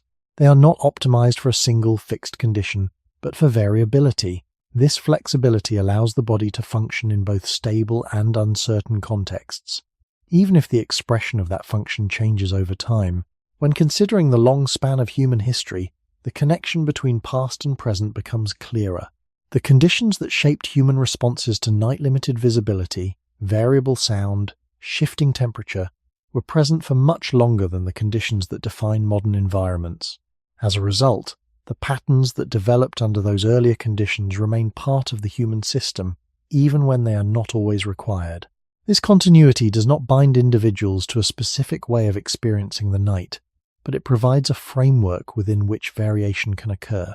The body carries a set of responses that can be activated or reduced depending on the environment. In settings where uncertainty is low, these responses may remain in the background. In settings where uncertainty increases, they may become more noticeable. In this way, the experience of waking during the night, of responding to small sounds, or of remaining partially aware is not an isolated feature of modern life. It is part of a longer pattern that reflects how humans have interacted with darkness over time. The night, even when it is controlled and illuminated, still connects to a history in which it was a space of limited information and continuous adjustment. And within that connection, the body continues to respond, not as it once did in every detail, but in ways that carry the imprint of conditions that shaped human life across many generations. Virtuchin Funmod. Waking during the night is often experienced as an interruption, something that breaks the expected continuity of sleep. In many modern settings, sleep is understood as a single, unbroken period that begins when the body rests and ends when it rises. Within that expectation, any moment of wakefulness can feel like a disruption, a sign that something is not functioning as it should. Yet when viewed across the longer span of human experience, these moments of waking do not stand outside the pattern of sleep. They exist within it, reflecting a system that has long balanced rest with responsiveness. The human sleep cycle naturally includes transitions between different stages, some lighter and some deeper. These transitions occur multiple times throughout the night, even when they are not consciously noticed. During lighter stages, the threshold for waking is lower. A small change in the environment, a sound, a shift in temperature, or a movement nearby can bring awareness to the surface. This does not always lead to full wakefulness. The body may register the change and return to rest without a clear memory of the event. In other cases, the shift may be more complete, leading to a brief period of alertness before sleep resumes. This pattern aligns with observations from both modern research and traditional contexts where sleep is less influenced by artificial light and controlled environments. In such settings, it is not uncommon for sleep to be segmented, with periods of quiet wakefulness occurring between phases of rest. These intervals are not necessarily associated with discomfort or distress. They can be calm, reflective, or simply transitional, forming part of a broader rhythm rather than a deviation from it. From the perspective of human development, This flexibility in sleep structure may reflect the conditions under which rest originally occurred. As earlier sections have shown, the night was not a stable or fully predictable environment. The body's ability to move between rest and awareness without a complete reset would have allowed it to remain connected to its surroundings while still recovering from the day's activity. Waking briefly during the night, in this context, is not a failure of sleep. It is a continuation of a pattern that integrates responsiveness into the process of rest. In modern environments, where many external variables are controlled, the same pattern can take on a different meaning. A quiet, enclosed space reduces the number of stimuli that might trigger waking, but it does not eliminate the body's capacity to respond. When a person wakes during the night, there may be no clear external cause.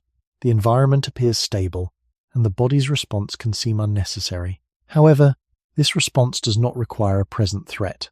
It reflects a system that remains prepared for the possibility of change, even when that possibility is low. The interpretation of these awakenings is shaped by expectation. If sleep is expected to be continuous, then waking is seen as a problem. If sleep is understood as a dynamic process with natural variations, then waking becomes one of its possible expressions. This shift in perspective does not alter the underlying physiology, but it changes how the experience is understood. It is also important to consider that not all awakenings are the same. Some are brief and pass without notice, while others involve a more sustained period of awareness. The factors influencing these differences can include environmental conditions, internal states, and individual variability. There is no single pattern that applies in all cases, but the presence of waking itself remains consistent with the broader structure of human sleep. Looking back to earlier human environments, the ability to wake and return to rest without extended disruption would have been a useful feature.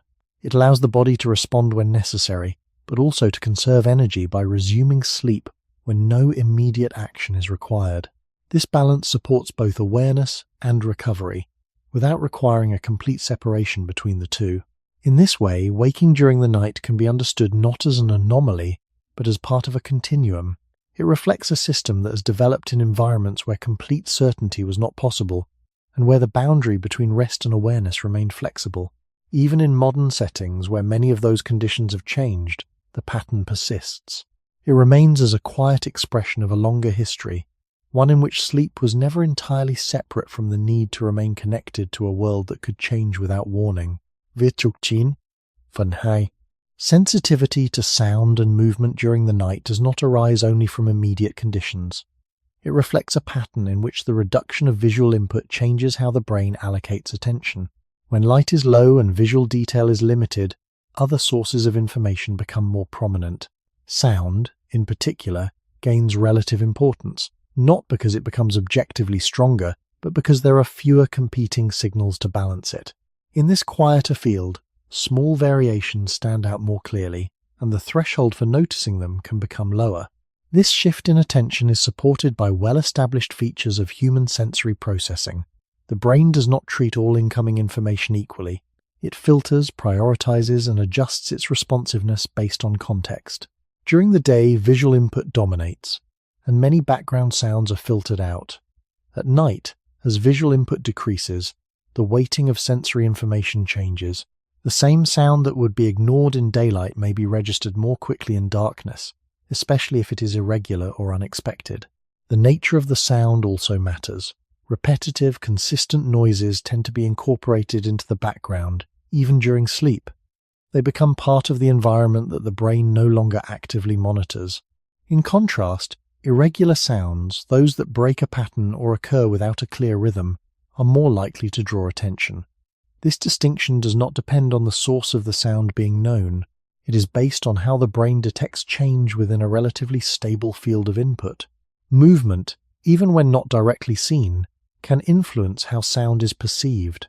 A slight shift in air, a change in the direction or intensity of a noise, or a brief interruption in a familiar pattern can all suggest that something has moved. The brain does not need to identify the exact source to register that a change has occurred. This registration can lead to a brief increase in alertness, preparing the body to respond if further information becomes available. These responses are not always conscious. During lighter stages of sleep, the brain continues to process sensory input at a reduced level. Certain stimuli can trigger micro-awakenings, brief moments where awareness rises just enough to evaluate a signal before returning to rest. These moments may not be remembered, but they contribute to the overall pattern of responsiveness that characterizes human sleep. They allow the body to remain connected to the environment without fully interrupting the restorative process. In earlier human environments, where nighttime conditions included greater variability and fewer barriers to external stimuli, such sensitivity would have interacted continuously with the surroundings. Sounds carried across open spaces, shifted with changes in air movement, and varied depending on the activity of other organisms. The brain's ability to detect and respond to these variations did not require precise identification. It required only the capacity to register that something had changed. In modern settings, many of these environmental variables are reduced. Walls limit the range of sound, controlled temperatures reduce air movement, and artificial lighting alters the balance between day and night. Despite these changes, the underlying responsiveness remains. A sudden noise in a quiet room can still produce a rapid shift in attention. A small movement can still be detected, even when it does not represent a meaningful change in the environment. These responses may seem disproportionate to the situation, but they are consistent with a system that has been shaped to operate under conditions of uncertainty. Individual differences play a role in how these sensitivities are expressed. Some people are more easily awakened by sound, while others remain less responsive. These differences can be influenced by factors such as age, health, and recent experience. However, the general capacity to respond to unexpected stimuli during the night is widely shared. It reflects a common feature of how the human nervous system balances rest with the potential need for action. Over long periods, the persistence of this sensitivity suggests that it has not been eliminated by changes in environment. Instead, it has been carried forward as part of a broader set of adaptive responses. Even when the environment becomes more predictable, the system remains capable of responding to unpredictability. This capacity does not require constant activation. It remains available, adjusting its level of expression based on current conditions. When considered in the context of human history, the sensitivity to sound and movement during the night can be understood as part of a larger pattern. It is one element of a system that allows the body to remain partially aware in environments where not all information is accessible. It does not provide certainty, and it does not prevent all forms of risk, but it contributes to a form of awareness that operates within the limits of perception, allowing the body to respond when necessary while still maintaining the ability to rest. Viết trục 9/3. When the night is quiet and the body lies still, it can seem as if the environment has been set aside, held at a distance by walls, light, and the predictability of modern surroundings. Yet beneath that surface of stability, the patterns that shape how the body rests remain connected to a much longer history.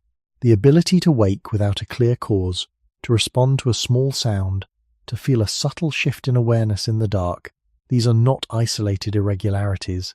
They are part of a system that has developed across many generations, within conditions where the environment could not be fully controlled or known. The modern experience of night often removes many of the external factors that once defined it. Artificial light extends visibility. Constructed spaces create boundaries that limit exposure to the wider environment. Temperature can be regulated, and many sources of unpredictable sound are reduced. These changes alter how the night is lived, but they do not replace the underlying structure of how the body responds to it.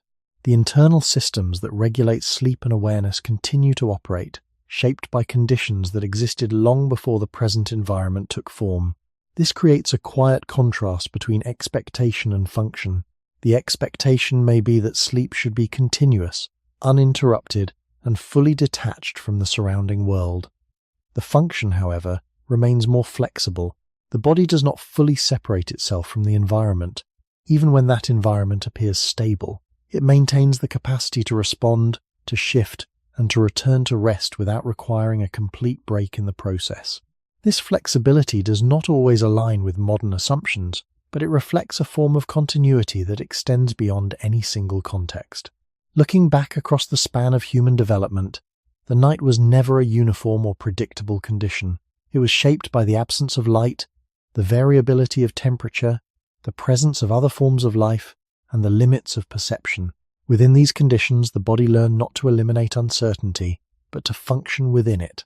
Sleep became a state that included responsiveness, and awareness became something that could persist, even in reduced form, during rest. In the present, where many of these external pressures have been reduced, the persistence of these patterns can be seen as a form of inheritance, not of specific experiences, but of general capacities. The body carries a way of responding that does not depend entirely on current conditions. It remains prepared for variation, even when variation is minimal.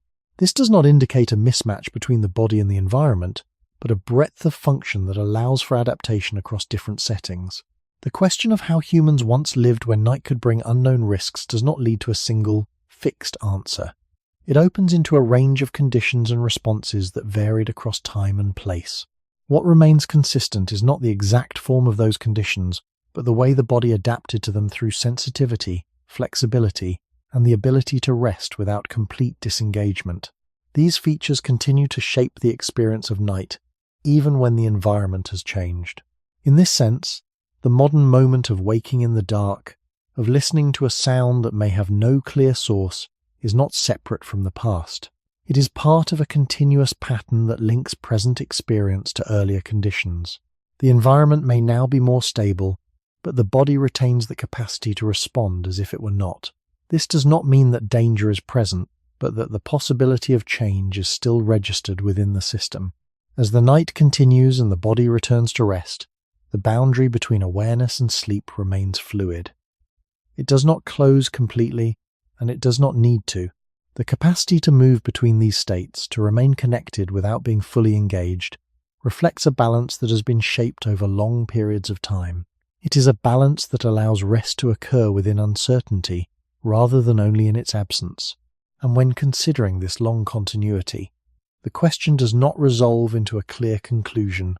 It remains open, extending beyond any single moment or explanation. If the body still carries these patterns, if it still responds in ways that reflect a past where the night could not be controlled, then what does it mean to truly feel safe in the dark? And has that meaning ever been fully defined at any point in human history?